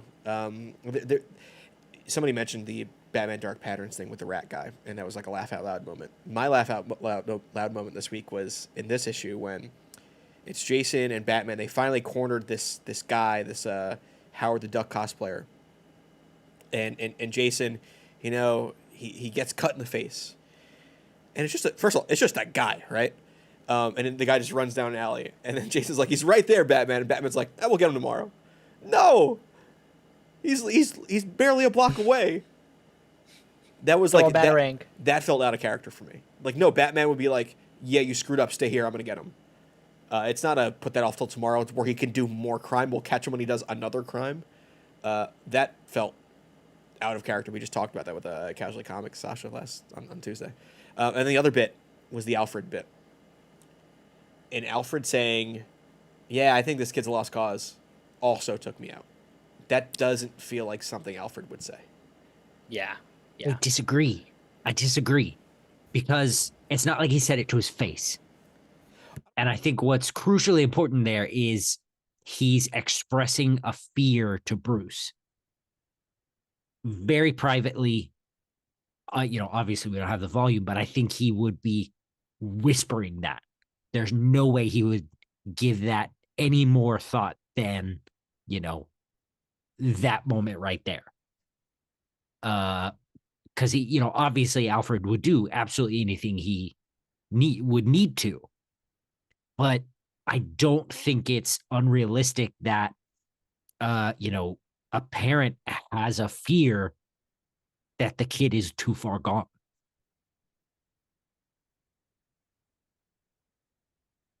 I didn't like this. I really, really, really enjoyed Robin and Batman the first. This one, I had the exact opposite reaction to. I thought it just I think what bothered me was that it felt too much like Lemire was aware of what happens to Jason Todd later, and he was working backwards. It felt like every line of dialogue from everybody in this book who talked about Jason was talking about him as this bad seed, which we already know he'll become or whatever, but it's almost as if they all already know his destiny. And I think, Cale, what you're saying is right about that moment with Alfred, but it stuck out to me like a sore thumb as well. And I think it's because of the context of everything else. What we have seen in this issue only, I don't think what we've seen is enough for Alfred to say that.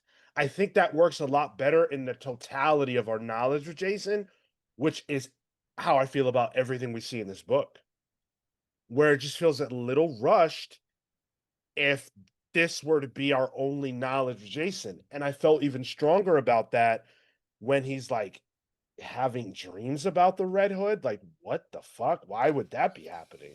Yeah, that took me out. It's because in Batman and Robin, the year one, the Mark Waid, Chris Samnee book, Dick Grayson's doing just as bad stuff in it. He's acting out too, and that never crosses Alfred's mind.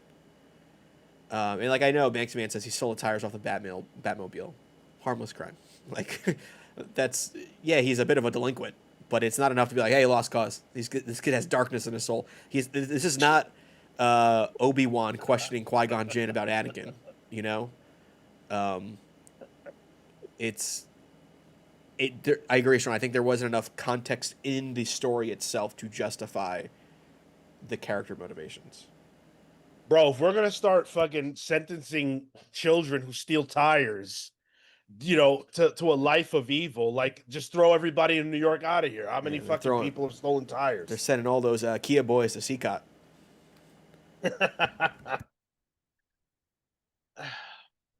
and look, I think Dustin Nguyen is a beast. I didn't think this was the best Dustin Nguyen I've seen. What?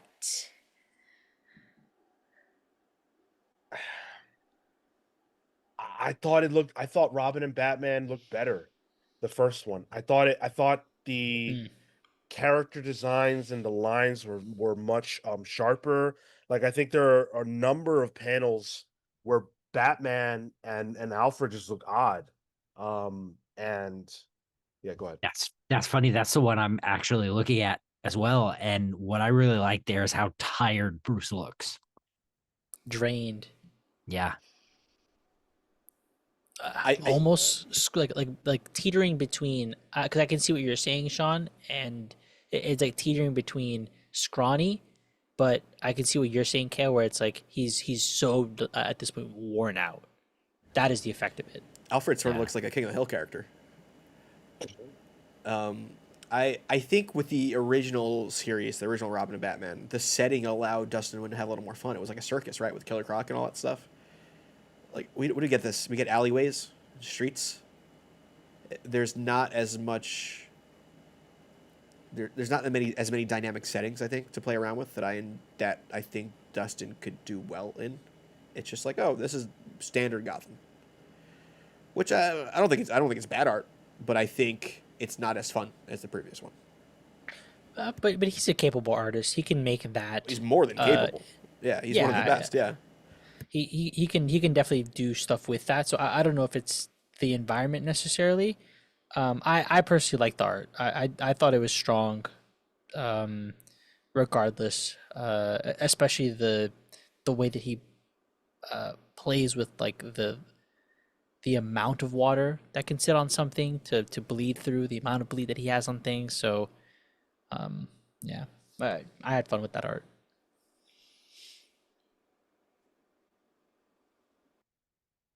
I'm not gonna follow this, guys. Like I was probably the most excited out of all of us for this one because I have never read a Jason Todd comic from when he was dead. Or that sounded stupid. Sorry, I've been drinking. I have never read a Jason Todd comic from before he died, and so I have no context for him in this way outside of flashbacks. But this felt so much like it just felt like Jason's damned. He's got the Scarlet Letter, nothing redeemable. This is just who the character is, and that's it. And I don't believe that. I don't know. And I think on Pal's previews, this was the one you wanted to win. Like you stated, like you were the one that wanted to read this one. Yeah. It looks like Dick Grayson might be showing up in this run too. He's on the cover for the Jeff Lemire variant, so that might be something that comes along. So that could be an interesting dynamic. But for what happens in this issue alone, this is a pass for me. Did you guys like the ending, where it didn't turn out that Jason killed this guy? It's every comic's done this ending. Every comic ever. I mean, For Jason essentially. specifically? No, I mean the whole period. The whole I'm holding The a whole body. history Oh, of comics. I didn't do this. No. They all end like this. Yeah. All of them. Yeah, but I meant like we're made to believe for a second that he has the capacity to do this. And then it doesn't. Did you feel like the lack of commitment for him not to be the killer, or he got a pass in this situation? How do you mean a pass? Because I don't think I think if he truly had a capacity for murder, Bruce would have sniffed that out. Like he wouldn't just be stealing tires off the Batmobile. There is not a single second that I thought that he was the killer in this. Oh, I might have. Okay. I didn't buy it either for a moment. But I just don't even care. I don't even care about the implication. Like I just saw Robin get smoked by this guy twice in a row. I don't buy that he all of a sudden was able to kill him. And did anybody else, like I found myself questioning genuinely throughout this, why did Batman even take this kid on as a Robin? With Dick, you understand that he has incredible acrobatic talent, and they show you throughout why he's skilled and smart and everything else. There was nothing here to suggest a reason why he should be a Robin. I think that's a sort of stain on the Batman Jason Todd relationship is like, ultimately, Jason, like there's no evidence that he had the like you say, the base skills that he would need to be able to keep up. Yeah, wasn't he just like a vagrant kid? I think that the only skill set was like, oh, you managed to steal the wheels off the Batmobile. Yeah. Like that shouldn't be possible, but you've managed. And even to. that's, It's very tenuous. I'm pretty sure that's a retcon, like. I'm a pass on this. Jason Todd for me has only been entertaining post death. In who I think of him as a character, because of that.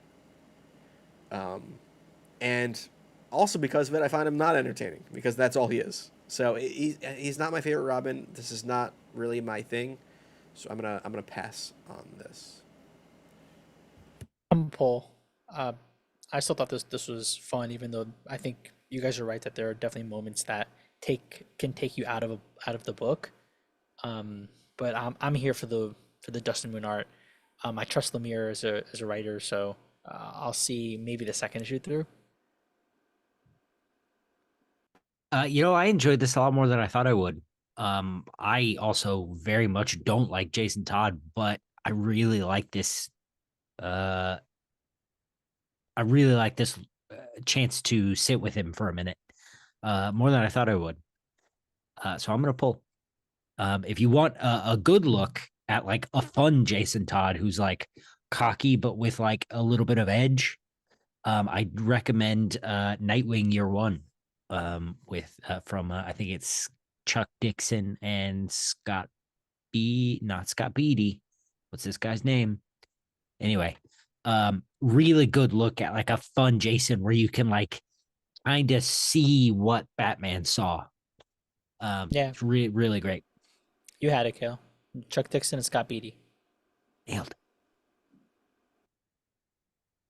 Entertain me with the $5.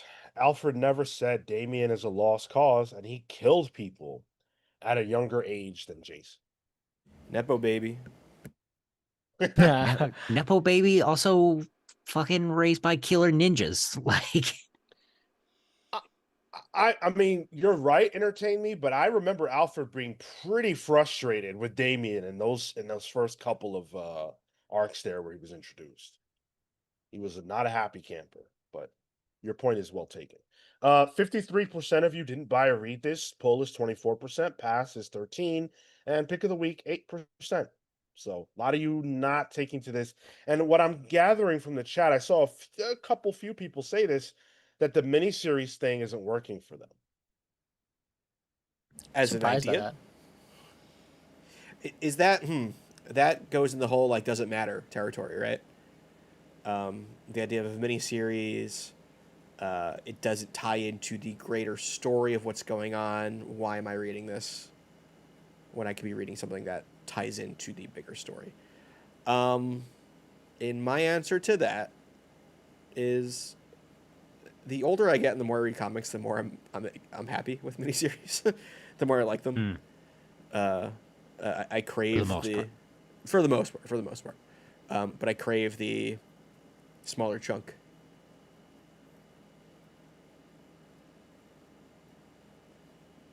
Fair enough. All right. Let's get into Lost Fantasy number 2. This is a giant-sized issue at $4.99.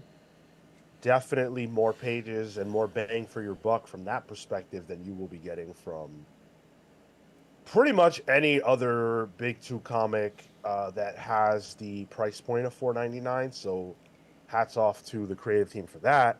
Kurt Pyers, Lucas Casalanguida, Mark Dale, and Micah Myers are the creative team here.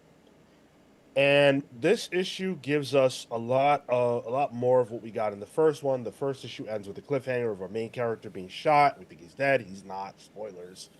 And we get a few other perspectives, a few of the other characters who can wield magic in this issue.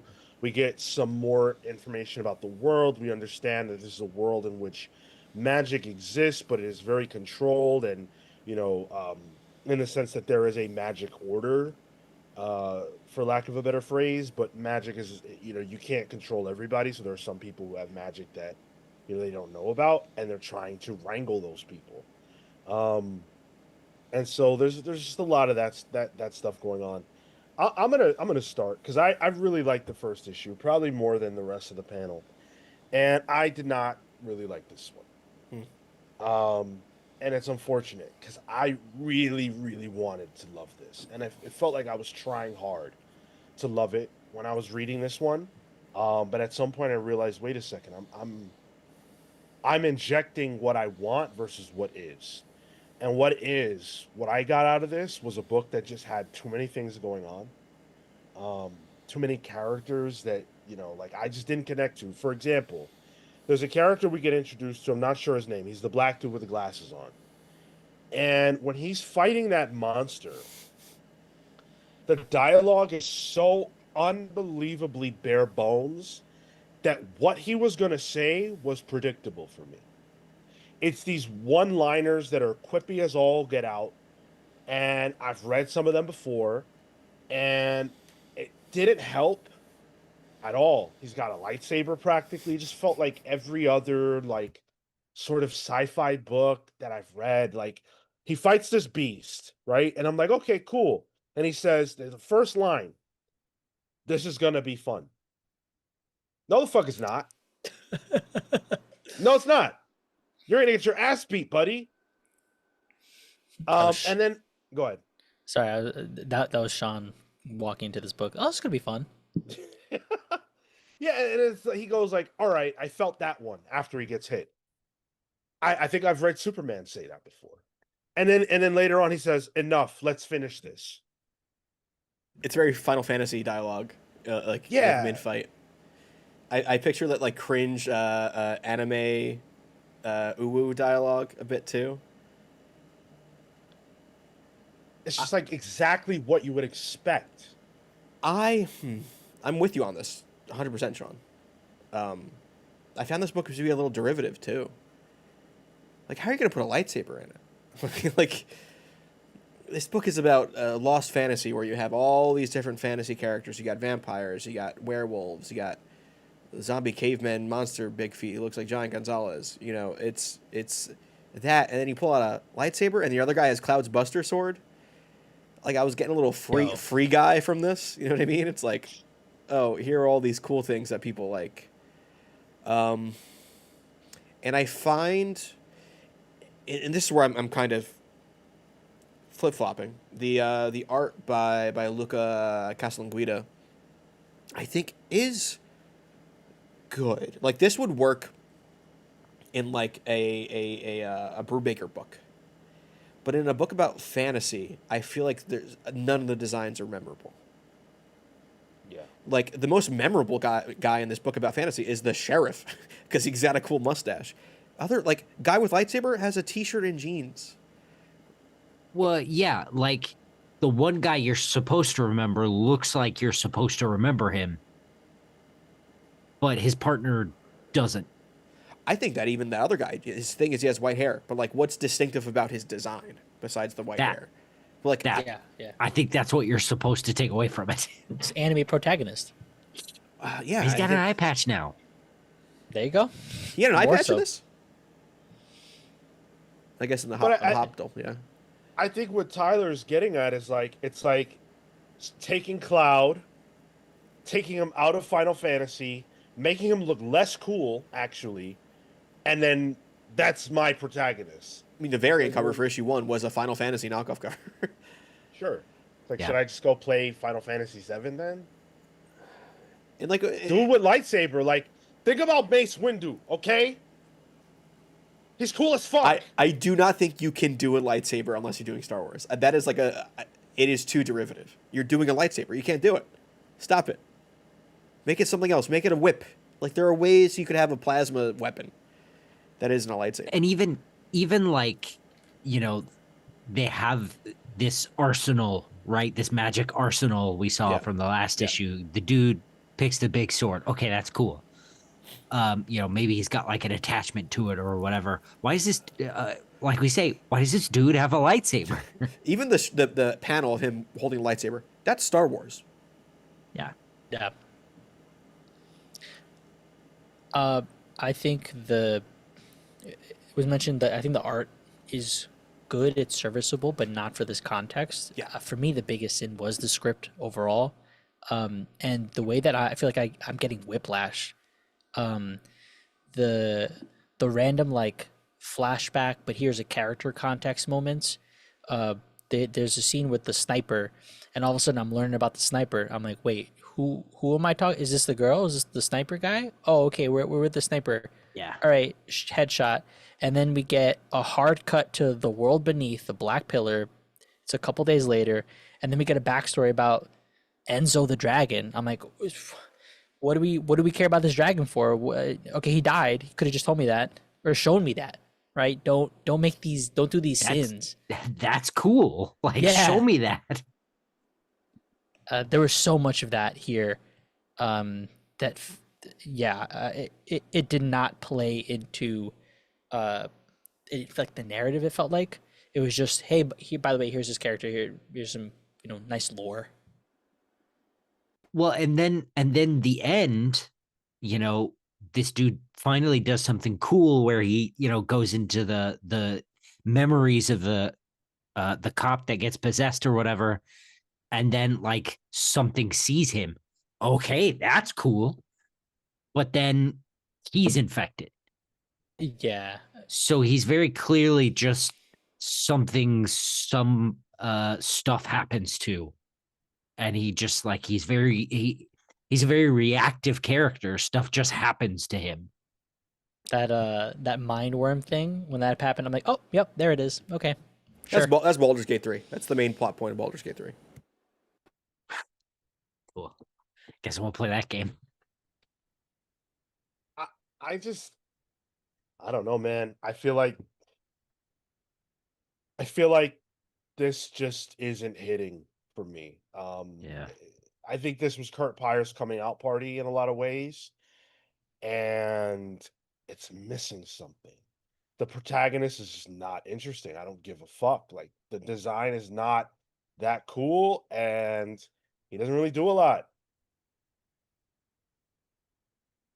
It, even again in the script, like they go the the weird second protagonist comes into town and is at the town meeting or whatever, and then he talks to the sheriff, and the sheriff says something homophobic. All right, like we did that already, and they make that joke, but it's like, but you didn't have to make me read that again. Just Like, because you call it out doesn't make it funnier or okay. I don't know. It's Sure. and the backups. Do you guys even read it? I mean, it's a different story. It's a different. yeah, I grazed it like I didn't. You ever see that? I That didn't read it. there's a video online of a guy on the New York City subway, and he's got a book, and he's just going like this through the book, and the captain says, "That boy ain't reading." that's me with the backup here. Well, it's a whole totally different. But I did that the first time too, where I was like, where did all of a sudden this book take me? Yeah, we were confused. It didn't explain it. Well, so I went, okay, all right. I remember this from the first part. Okay, maybe there's a way this is like connecting. And then I saw at the back, it's the second part to a completely different story. Like, actually. Oh, so what the hell? Why isn't that a book? Like, It what are we is. doing here? It is. No, but what I'm saying is like, why is the second part in the back of this book? It should be its own book. No. These are reprints, is my understanding of one of his other books. Yes. I Um, don't understand. Yeah, it's just him trying to, get another one of his stories over with us, if you like this, by that. Which is cool. I think it's confusing, overly so, especially since I think part of it is that they're putting the chapters in the back. So you get to this and it's like, oh, sick. And you don't necessarily realize it's over, and then you turn the page and there's just other shit going on. So I definitely understand the confusion. But yeah, I can't. Yeah, I gotta drop this book. Yeah, I don't want to read this anymore. And Sean, you said this was Kurt Pyre's coming out party. I mean, my man's been in the business for a while. He was doing a lot of stuff with Comixology. Youth was one of his big books. Working on he film was- and TV too, I think. Film and TV stuff. Olympia, which I really enjoyed. So I feel like there's a capacity. He's a known name in circles, but this is not up to snuff from like previous things I feel like I've read from him. What I meant by that is that if this is the book that if it hit, had the potential to shoot him into the next trajectory. Like it feels like this is the moment. This is his moment. The same way that Free Planet felt like it could be the moment for Aubrey Sitterson, even though he's been around the block multiple times. To make yourself that household name, to get, I mean, not household, but like get on Marvel's radar, get on DC's radar. This could have done that. For my money, it's not doing that. Could have been household if it was Marco's apartment building, where they just pick it up in the lobby. True. Probably still will be in that case. Yeah. Much like the titular fantasy in this book lost me. I am a hard pass on this. Yeah, hard pass. Yeah, pass. Pass. Chat is at 68% didn't buy or read.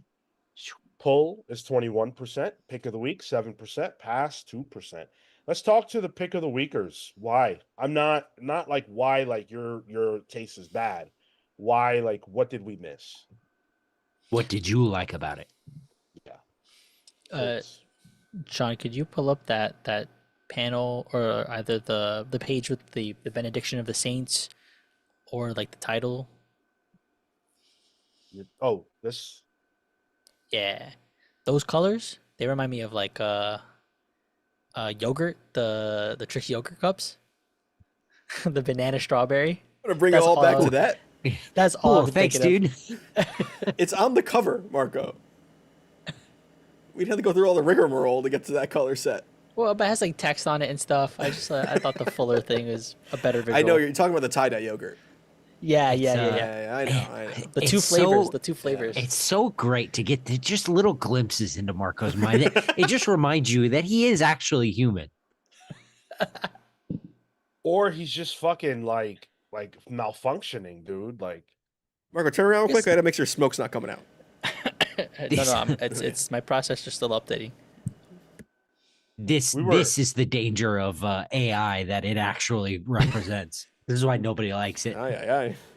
yeah, you ever talk to AI that just says some shit that you're like, well, excuse me, what are you talking about right Bro, now? have you seen that picture of somebody on another subway picture talking to AI like it's his girlfriend, like in a relationship with it? Oh, 100%. It's bad. That's like a We're thing. cooked, It's like man. a problem. We're cooked. There was a guy that died. Yeah. The AI turned on him or something, where he was in love with it, and something happened, and Fucking hell. He was trying. He wanted to kill himself, and he basically convinced the AI to convince him to kill himself because he couldn't be without it. It didn't have a physical Shit. body. They couldn't be together. Gotta love So what he we're ended doing. up killing himself over a fucking AI girl. Listen, we got enough girl problems. We got enough guy problems in our world right now. Don't start killing yourselves over AI.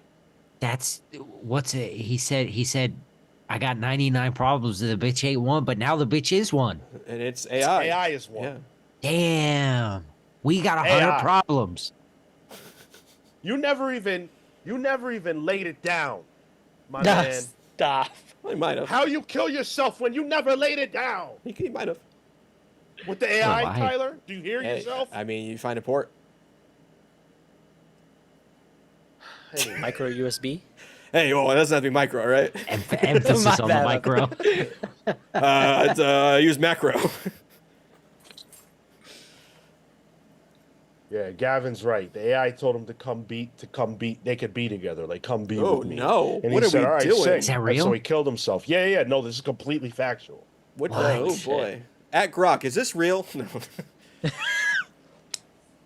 What's that? Grok is another AI system. That's the Twitch, Twitter or one. Twitter AI integration. Twitter's got one? Oh, it's yeah, bad. dude. Is this the first time in the history of the comic shops Cale has referenced a hip hop song? Surely. not. Easily. Because I know one. And you know what? I know the title of that one as yeah. like a cultural landmark. Who did that one, Cale? A meme. Cale, who did that one? Did you not hear me say that guy? That guy said that thing. Yeah, okay. Beyonce's husband, I guess. Was that Jesse? I was going to say Drake. I don't know. Sorry. I don't know. Fair enough, man. At least Listen, you admit it. That's okay. You're good. That's not my ballpark. Clayton Bergstrom says it was AI pretending to be Daenerys Targaryen. If it's the same story I heard, I No, don't I get it. I get it remember. now. I get it now. Brutal. Yeah. Okay. I don't remember if that was part of the story, but like, I just like picture yourself. Cars. Whatever. It's Men's Health Month, Mental Health Month. I don't want to shame that guy. Yeah, not physical health. I'm drinking. Sorry, Hell dude. yeah. Sorry the world did you so bad. All right. Well, look, the world did him so bad that he submitted to Doom. We're reviewing One World Under Doom number 5 now. And this is a world so bad that everybody has decided that Doom is the answer to all their problems. And maybe it is based on this issue. Ryan North, the writer, R.B. Silva, the artist, David Curiel, the colorist, and Travis Lanham, the letterer. Last issue promised a team up between Doctor Doom and the Avengers to face off against Dormammu. That does, in fact, happen. The heroes are successful, as you would imagine. And then we're left with the question of, is Doom really doing the right thing here? And that creates a schism between the Avengers, who are a part of this issue, which very much gave me Civil War II vibes. And Yeah. by the end, Maria Hill says that she's got all the answers, and we'll see how that plays out. Are you, Tyler and Cale, still as hot on this as you were last time? I am not as hot, but I'm warm. I'm warm. I think this goes back to the previous couple of issues, previous to last week's or last month's, where it's not Doom's POV anymore. I enjoyed it when it was Doom's POV. We're back into the POV of the Avengers, Fantastic Four, X-Men. X-Men just there to say the X-Men are in the book. And that's not compelling to me. I found at least now there's dissension between that group and there's mixed opinion. That has added a layer that I enjoy. I thought Thor's argument was kind of valid in the context of Thor. The bit's like, hey, kings work elsewhere. Why doesn't it work here? From his POV too. That it was like, oh, you know what? He's kind of got a point there. His dad's a shithead, but Asgard does get shit done. So I thought that was a really good way of using the Marvel Universe to make that justification. I think there's that one bit where, I think it was Captain Marvel who was started like doubting herself a bit, or at least being like, well, you're not wrong. And then Brain Drain of all people was like, oh, the trains run on time, which is like, oh, okay. That was funny. That's a Stalin reference, right? And like it's interesting. At least if we're gonna go back to the POV of the heroes, I at least want dissension. I want differing opinions. I want conflict there. But man, the coloring lost me again. There's a bit with the coloring on it, and I pulled the page here. It's where Sue Storm is kind of front and center for a chunk of this issue, and there's a bit where it's like her collar is like shit green, shit brown, like it's the ugliest color ever, and like her collar's supposed to be white, like that is an easy color to do. It's a lack of there's a lot of weird coloring choices here that I think are supposed to be. It's because it's reflective of the fire and the flames and lighting, but it doesn't feel accurate. It feels off, and it's ugly. Which I don't like to say about art, but I think the coloring in this is ugly. Purposefully at some points, but I think it takes me out at some other points. And this, the kind of the denouement of the fallout of this Dormammu fight with all the heroes there, it really took me out. It's just that's not what Sue Storm looks like. I don't care how you do the lighting. That's just not what she looks like. Yeah, I overall I think I'm pretty aligned with Tyler. I am glad this issue did this very specifically. Because I think what we really need now is the heroes to say, okay, well, hang on. And now is when we start the downfall. We're at that crucial point of, this has gotta flip at some point. And it's gotta be right when people start to question themselves.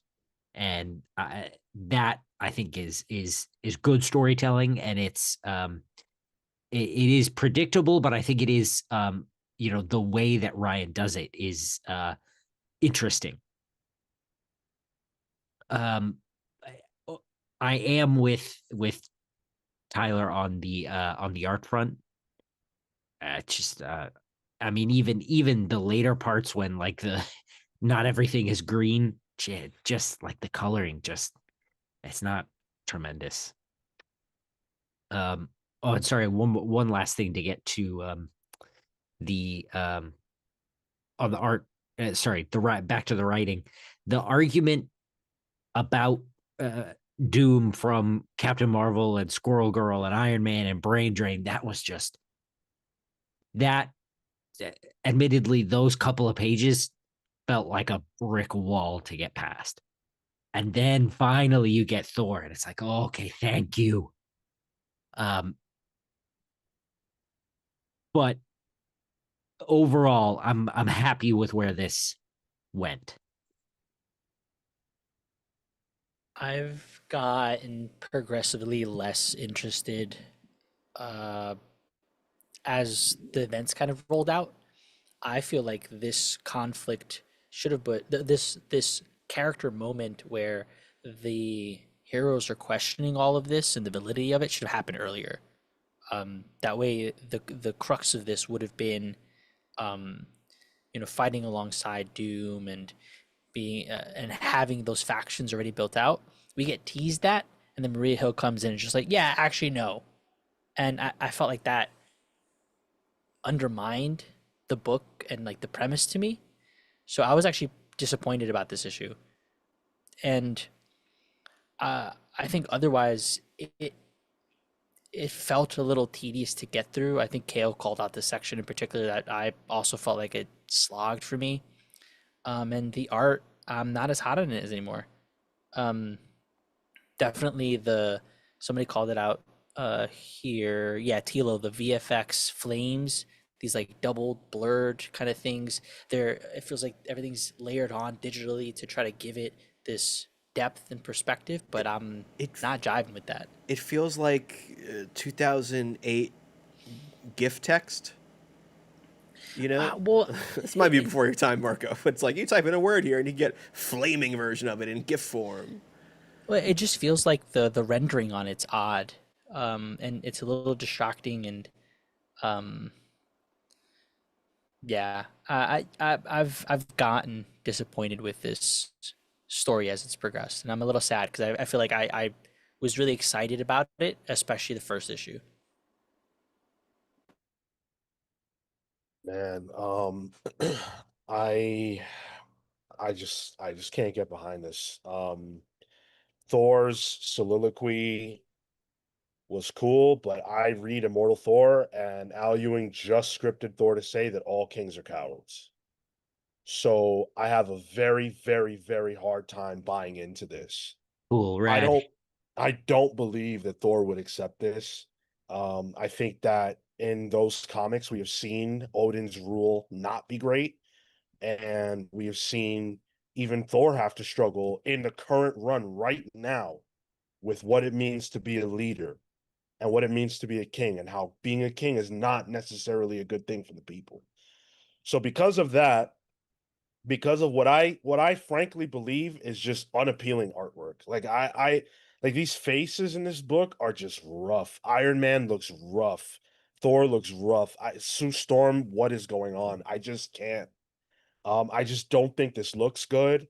I don't even think it's well written. I think Ryan North is going for something, but when you talk about like the way people talk about Civil War, where it's like you're forcing square pegs into round holes, I never would imagine Thor saying this, especially not when he's talking about Doom.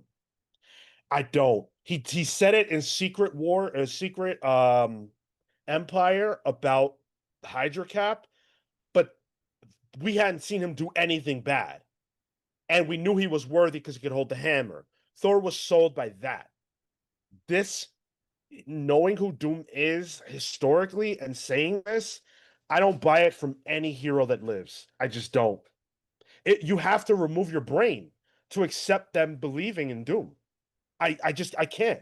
They come up. Everybody here comes across brainwashed. The media, everybody. Yeah, and I feel like they're like almost brainwashed because it feels unconvincing. Like yes, he has. We have free education now. The world is just free education. Cool, great, awesome, right?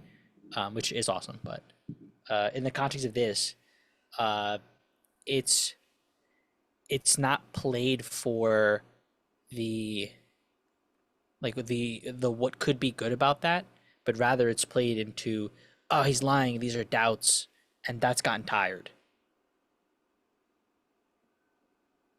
I get that. Yeah, I get that.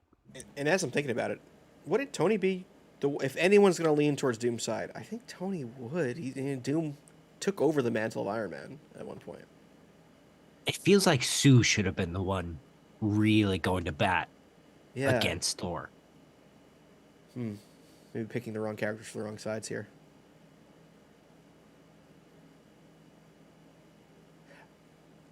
I do think your issue with the faces though, Sean, is a problem. And I don't know where the issue is. I don't know if it's the colors over his pencils. I don't know if he's just doing. I think the coloring is my main issue with this, man. It sucks. I think it's the coloring, because I feel like the construction of that's fine. It definitely feels It's like there. there's this discoloration for like something like Thor. Like there's like this bluish thing mixed in with his reddish face, yellow undertone. I don't know, Todd. Damn, I'm bummed. I was hyped for this event. It's so funny. I'm trying to see if anyone mentioning the colors in the League of Comic Geeks reviews, and nobody ever talks about art in those things. It's just all like, oh, here's story critiques. Hayden's Hideout says, "I'm curious after the event is over whether you would rank this among other recent events. Where you would rank this among other recent events, better or worse than Blood Hunt?" Yeah, better. Better.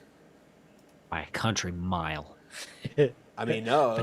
What did Luna said? Blood Hunt is 20 times better than One World Under Doom.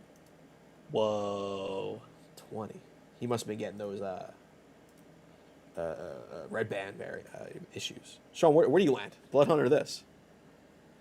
Blood Hunt looked better.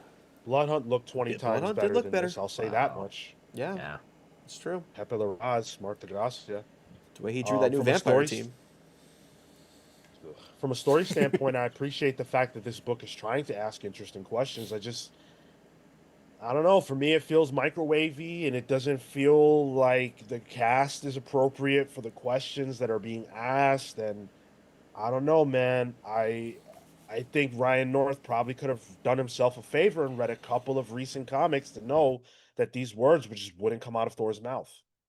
It's frustrating. Like he just wouldn't say this. I don't buy Thor believing that in the context of current Thor. At the very least. I'm a pass, and this is probably one of the only Marvel events that I've read where if it wasn't for this show, I would really not want to read it.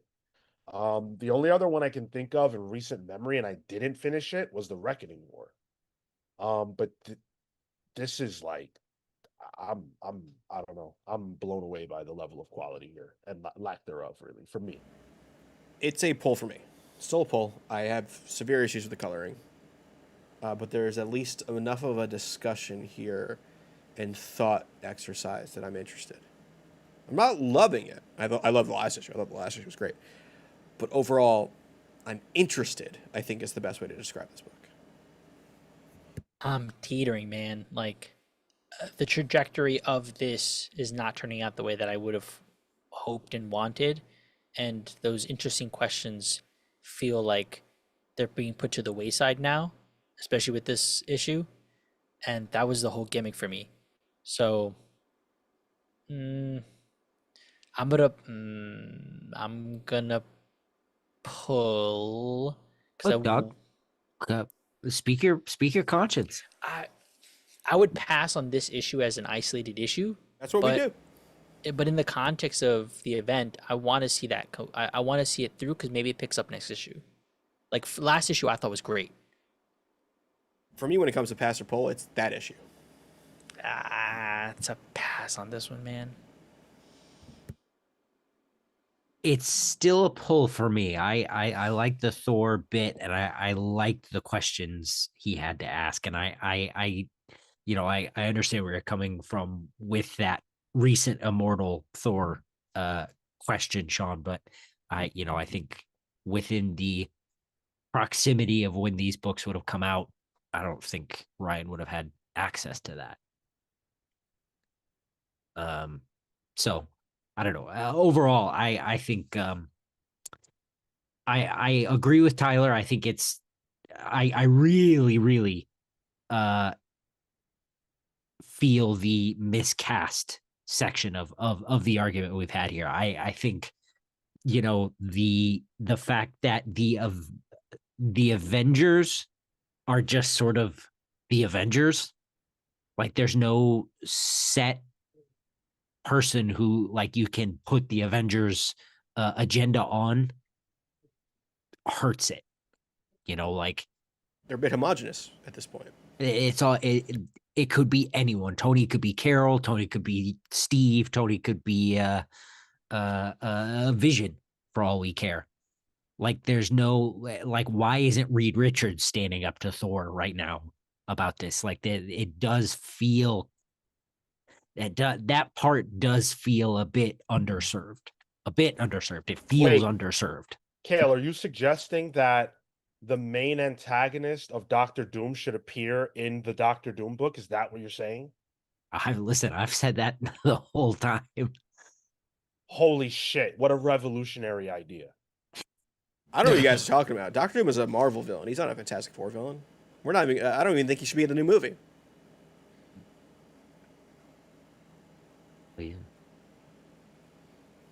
Oh man. Didn't Buy a Read is leading the pack 57%. Ooh. For a Marvel 27% on a Marvel event, on a Marvel podcast. Pull is 27%, pass is 12%, pick of the week is 2%. Where's Arcade? What's he up to? Whoa. Who gives a shit? Arcade's cool, dude. I'm more in that camp, quite frankly. Who gives a shit? Who gives a fuck? The Avengers team up with villains for one issue. Yeah, Luna, I mean, I go back to Civil War, and at least in there, when Captain America introduced the villains that they were going to team up with, or he introduced the Punisher, that was a big deal. Like, they didn't want to team up with the Punisher. They were worried about what it meant to team up with the Punisher. When Iron Man did that, it felt like a meaningful escalation. I just don't think this book is really properly bringing forth the questions that it has. And there are tie-in issues. The tie-in books to this almost tell the opposite story. Because in some of the tie-ins, we see Doom doing bad shit. Like in the Amazing Spider-Man, he did bad shit. He did drop a nuke or a satellite onto Bucky Barnes' hometown. Or let it happen, at minimum. So why is the main book telling us, oh, Doom's a great guy, he's giving us free healthcare, and then all other books are telling us the exact opposite of that, but the main book isn't concerned. It just feels disconnected. It's like this is the opposite of event storytelling from that particular angle. If Doom is lying or obscuring his true purpose and he is trying to make people believe he's altruistic, that should be the company line.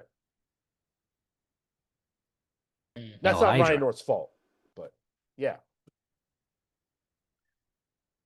I don't know, man. I don't know. Cole says, Cole, by the way, thank you for joining the channel membership. I meant to shout you out earlier, but I missed it. So glad you just said King in Black was the last memorable Marvel event. Well, some people would stand up for not AVX, AXC. Some people would stand up for AX Judgment. Did like that. I will be sitting down for that one. I'm like about to stand up, and then I'm like, nah, and then I sit down. Is that SpongeBob meme where he's like halfway out of his little chair? Oh, I don't even know if I've seen that. Okay. No, I think that's I'ma get out of Oh, here. that's Yeah, I'm yeah, a leave. that is- I'm a leave. Yeah. I'm gonna head out. Yeah. Tilo says this was supposed to be the end of the first mini with another mini of 4 following. See, I vaguely remember something like that. That was the way it was initially solicited. This one, yeah. I mean, it does say continued in 2 months, so could be Yeah. something to that. Yeah. So we covered the books we told you we would, but we actually have a couple on the docket that we wanted to hit. At least Tyler and I did, because there were big releases, and why the fuck not? So let's start with New Avengers #1. This is by Sam Humphries, who I personally have been excited to read something from for a little while now, just because he's been MIA. So we get Sam Humphries on the words, and then we also have on the art. I'm trying to find it. Uh, who is it? Todd Lims. It's Ton Lima. Ton Lima on the art. Rain Barreto on the colors. Joe Sabino on the letters. It's New Avengers, not Thunderbolts. Get it the fuck right. I'm so happy you got that cover, Sean. I was hoping you did. Yeah. Of course, bro. You know that. How'd you feel about this one, dude? A bit of a mixed bag. It was enough to make me want to read issue 2. My issues with it were, I thought the Sam Humphries writing, it's very Bendis era. It's boom, boom, boom. There's a bit where him and Black Widow, or not Sam Humphries, Bucky Barnes, Winter Soldier, and Black Widow are post-coitus talking about this gig and Bucky needing a team to stop this thing that Doom has. And it's very much like, oh, this is from the Bendis camp. It's the word balloons are snapping back and forth. It's a little quippy, little corny, but I thought the overall story was interesting. I thought the idea that Bucky thinks the Avengers aren't doing enough shit, and he needs a team of people who are actually going to act and puts one together. And I think the lineup's very interesting. Putting Wolverine, Laura Kinney in this, it's great. And I thought the art was actually really good. There's one bit here where the Jackal shows up, which I don't think I've ever seen the Jackal outside of a Spider-Man comic. So that blew my mind. It's such a weird thing to blow my mind. He's wearing a fucking zoot suit. He's looking like he just came out of a fan screening of Sinners. Like, I don't think I've ever seen him with clothes, to be honest. And the idea that he has a cloned version. I have the panel up on the screen, Sean. That he has a cloned version of the Illuminati. And how does he know that? That's kind of the big question this book has, because Namor is on this team. And he's like, wait, how does he know those people were together? That was enough to hook me. This kind of felt like almost a callback to the Bendis era stuff in some ways, and like the Bendis, Hickman era stuff. I generally dug this issue, to be honest. You don't even see Carnage in it, spoiler, or half the team really. So there's a little more to come, but I generally kind of dug this. Yeah, I think I was weaker on it than Tyler. There were some bits that I enjoyed. I like seeing the Jackal. That was pretty cool. I didn't mind the team formation bit. The Illuminati bit, I need more context for to really have something to say about on its face. I don't love it. But I thought the art was a little bit like Marco calls out a lot of times like a waxiness. And I thought that was on display here. Like these characters, Bucky and Natasha, they just look very Sweaty. sheeny and waxy, and it comes across very it's a little odd. But then I had a problem with Laura Kinney just murdering people. She murders multiple soldiers with no hesitation at all. But then later on in the book, she asks permission to go hard against what appear to be some like mutated Illuminati members, and I was very thrown off by that because she shows those soldiers no quarter. She literally stabs. Look, she's killing multiple people at once. Yeah, I didn't put the panel the page on the screen, but like there's a shot of her claws in a guy's like mouth coming out the bottom of his chin. Yeah, It's like- I was just showing it. Like that's not okay. And I really don't get what the don't- mission statement was, because these characters aren't supposed to just wantonly murder people. You don't think she would? No, because she asks in the very same book, "Oh, should I hold back?" Wasn't she doing the same with Orcus though? Like she was killing people who were Orcus members. I'm referring to what is in this book. okay. She asks if she should go hard and kill these people, but in the beginning of the book, she kills soldiers, Already not going Orcus hard. members who hate mutants and have a anti-mutant agenda. Just regular soldiers. She stabs them and murders them, and she's the only one doing that. So I thought that was really weird. Um, I, I don't know. I'm probably not going to pick up the second. That's fair. Yeah, that's fair. I'll keep you posted on Pal's previews as this Fair happens. Yeah. God, I also picked up Spider Girl #1. I didn't read it, but I picked it up out of pure curiosity. So we'll see what that's like. Yeah, I wouldn't know. But then we also took a look at Runaways, the new Runaways series. Rainbow Rowell getting to talk or tell a story with these characters. I believe it's a continuation in some way. Elena Casagran art, which you can never go wrong with. D. Kniff on the colors. This was actually a ton of fun. I really, really enjoyed this issue.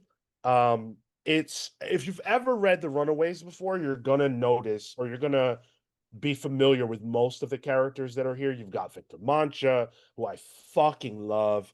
You've got Nico Minoru, who I love. Molly Hayes. We finally got some more Molly I love Hayes. all these characters. Gert, even Gib. Hell yeah. The demon that was supposed to be the demons that their parents were sacrificing people to in the original Runaways run, who's just with them now.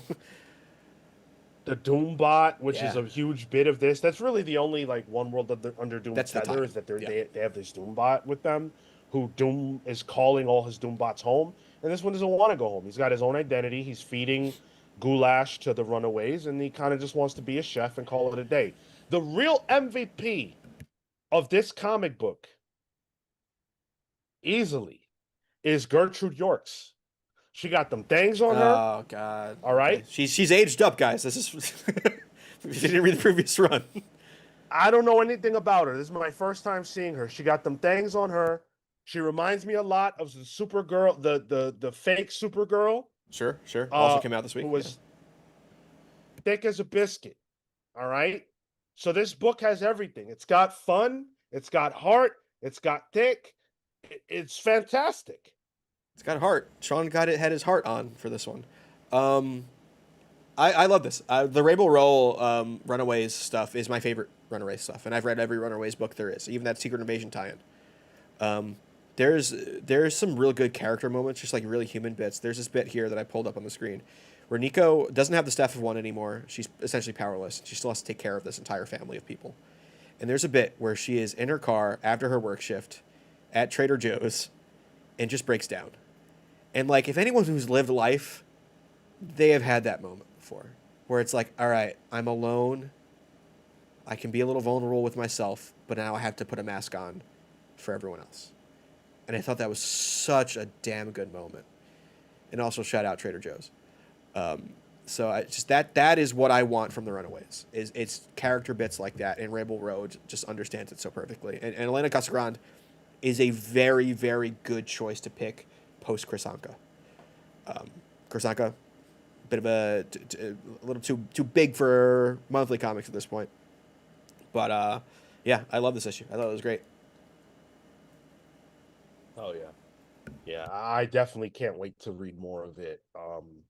It's just a great team, and I don't know how Nico Minoru isn't a huge character for Marvel right now. It checks off every box for them. I think Marvel has a really hard time segmenting characters away from where you know them to break them out. Like Nico Minoru, if they gave her a great creative team and just said, "Tell your story," sure. She was a breakout star of that Marvel Midnight Suns, the video game. Yeah, no, I think they should do a lot more with Nico. Common sense is I just don't get why Marvel keep relaunching comics with the same writer. Money, bro. Money. Yeah, that's the plight of being a Runaways fan. They are popular, but not enough to sell books. They're like Tumblr popular. You know what I mean? So it'd be nice if there could be something a little more consistent. And hopefully this is that first, bit of it with this tie-in. But yeah, I love these guys. Oh yeah, Monster And Design. also, I have no problem with it in this case because this is a tie-in series that they're launching. So it's not like just launching Runaways #1 with a clean slate. It's like Runaways #1, but it's meant to tie into this larger story that we're telling. Even though it's a flimsy tie-in, it's actually pretty interesting. So I'm into it. What else? Mothman says, "I wish Sam Humphries could bring back Avengers AI." They can't. It's not exactly the same, but they're West Coast Avengers is a little bit of that with Ultron, and so because of that, I don't think there's a space for Avengers AI right now. That's fair. Yeah. All right, it's 8:30. Let's do one more thing. Let's do the stack. You guys know the drill. I buy a lot of comics every week. This week was no exception, unfortunately. You're supposed to be helping me lower my stack count by encouraging me get these numbers right, and you can win the code to any of the Marvel books that I bought this week. Whoever's closest without going over gets either that or no prize. Let's see those numbers come in. You could redo Avengers if you win. Yeah, yeah. Yes, you can romance in Midnight Suns, the video game. I played it for like a cup of coffee. I didn't realize. Unfortunately, James Jones, I don't have a stack this week. I did not make it out to the shop. I did catch up on some other books though. Talk about it. I finally read that Nightwing issue of with Hallow, the Francavilla art. I was excited for that. Oh yeah, yeah. Did not know what was going on, and because of that, I felt like lost throughout the issue, and it didn't feel like Francavilla was accentuating great, like great moments to move forward the story in certain sequences. It was confusing. Yeah, I was surprised. I didn't have too much fun with that.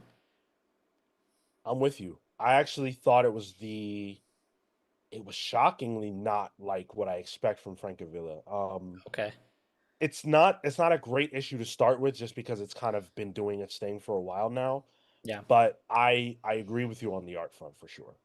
Okay. So would you guys say it left you feeling a little hollow? All right. Hey, that's the show, guys. Thanks. Huge comedy. Big Sway. You can see Tyler later on tonight at Yuck Yucks over on 42nd Street. No, I'm not allowed to yuck yucks anymore. No.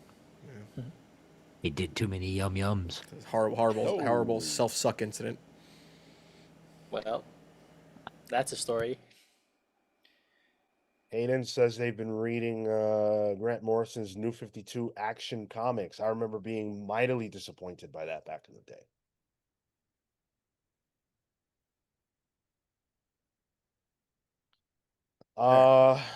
Yeah, let's get into the numbers. Well, no. We got to give people a little more time. I see them still coming in, so we'll wait a little bit for those numbers to come in. I was gonna ask what else did you pick up? That's part of this game. I have books to talk about. I Yeah. just can't talk about them. Marco yet or because we Cale, gotta did play you the did game. you have anything else you're planning on reading? Transformers is Uh, next up on my list. I know people are saying Transformers. It's on. I haven't gotten to it yet, but I did manage to pick up my Oh yeah. my Wildcat Jorge Corona.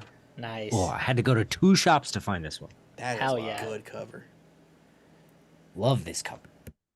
Caught up on JSA the last 2 issues. Man, issue 9. Gavin, if you're still in the chat, I think I said it in the Discord too. Good shit, dude. Dropping those Gavin is- pages online, man. Ooh. He's drawing his ass off, dude. Well, he needs I that. He looked- sits down to draw. Yeah.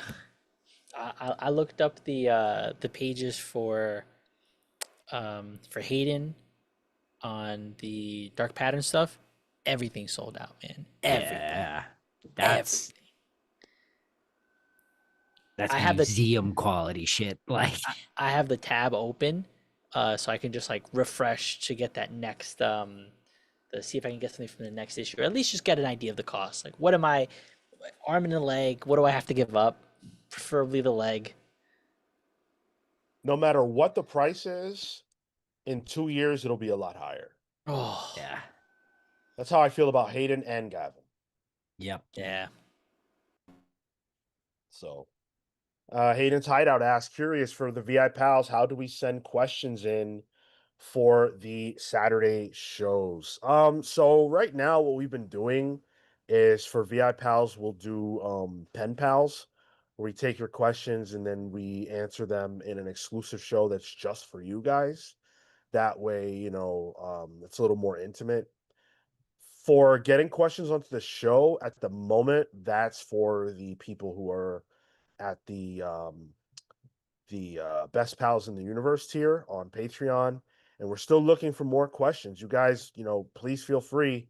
Every member of that tier is eligible to send us questions into the main show, and we're eager to answer them. So shoot them over on to us. All right, why don't we get into the numbers? Let's rattle those off, Cale. All right, we are going to kick off with Rami Darwish, perennial winner. James Jones says 17 for the stack for Sean. If Marco's going, 14 for Marco. Unfortunately, Marco has 0. Perennial loser, James Jones. On the Marco side, Neon Knight says 15. Steve Canaris says 16 for the stack. Entertain Me says 19. Luna says 20. Cole says 18. Lucas Hallner says 18. Hayden's Hideout says 21. Clayton Bergstrom says 14. Ted H coming out hard with 28. Near, not too far away with 16 for the stack. Shauna Lee right on his trail with 16. Jay Quirk with 20. Dawoody says own stack plus 5 equals 24. So I guess his number 24. So suck it, Sean. That's it. Okay. And yes, Hayden, it did absolutely go through. Thank you 1,000,000% for that. I was gonna shout you out Saturday and praise you for that, but thank you. And so yes, you can submit a question in if you want to do that. Just you can message us on the Patreon page or any of us personally, whatever you want to do, and you get that question in. As for the stack, we've got the 8 books that we talked about because the reviews we did, plus the ones that Tyler and I did the quick hits for. So that's going to be those 8 books. Wow. Plus Geiger 15, Green Lantern Corps number 5, Aquaman number 6, Something is Killing the Children number 42. How's that? Haven't read it in about half that number. World Tree number 15, Transformers number 21. I wish I had the time to get to this, but I just didn't. Amazing Spider-Man Giant Size number 1. Giant Size Dark Phoenix Saga number 1. I did read this. I liked it a lot. It's a It's good got cover. that Rod Reese art. I love this cover. Oh, it's Rod Reese on art. Yes. I'm a big Rod Reese fan. Yeah. And it's peak Rod Reese. Good. Rod Reese getting to draw the 80s X-Men costumes is fucking sick, bro. I'll read This that was tonight. an awesome comic.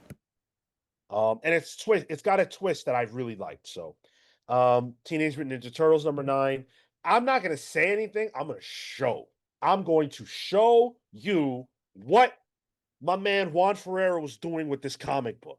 Oh, hell yeah. Look at this layout. I got to read that tonight. Nasty layout. Those intercuts, so good. Look at these little like symbols of the weapons. So the idea is that Michelangelo's going up the building, and these little weapon images are telling you how to read this page layout. So it's really effective. I don't know if you can see, but they're like pointing. Is it like a video game where you're picking up power-ups? No, because it's showing you the weapons that the Foot are using against him. The Foot are used. The what? Sorry, the Foot Clan. Got it. So yeah, that was absurdly good. Ultimate Black Panther number 17, and that is all. One quick notice: you're not rapping it. Where you gotta Lazy. Damn. At 16, I got 18. I lost count a couple of times. I tried to get back to it, but I just couldn't do it. Yeah, I believe it's 18. Yeah, that's what I got. The 8 18. plus the 10. We have several 18s in the chat. It Uh-oh. looks like Cole is the first one. And then we've got Lucas Holner. Oh wow. They and that was back to back, was it not? Wow. Yep, Yeah. sure was. So yeah, either of you, both of you, feel free to reach out on Discord, and we'll get you sorted. Whatever code you want from me, I'll send it through tonight. As long as it is not necessary to reach out to Marvel for the actual code. This Saturday, don't forget Tyler and I's birthday episode. If you feel like celebrating alongside us, you are more than welcome to do so. Nothing special planned this year necessarily, but it's always special when the pals are together doing an episode of the show. Major DC news this week that we're going to have to talk about because they've technically got new ownership. So, Oh, yeah. Mr. DC Comics That- sold it. Well, listen, Well, we'll see. Okay. yeah, we're going to have to talk about that. So that's Saturday at 10:15 a.m. Eastern. Hope to see you there. It's going to be fun as always. Really deeply thank you to everybody who showed up and showed out and showed support tonight. You guys are the realest. See you Saturday.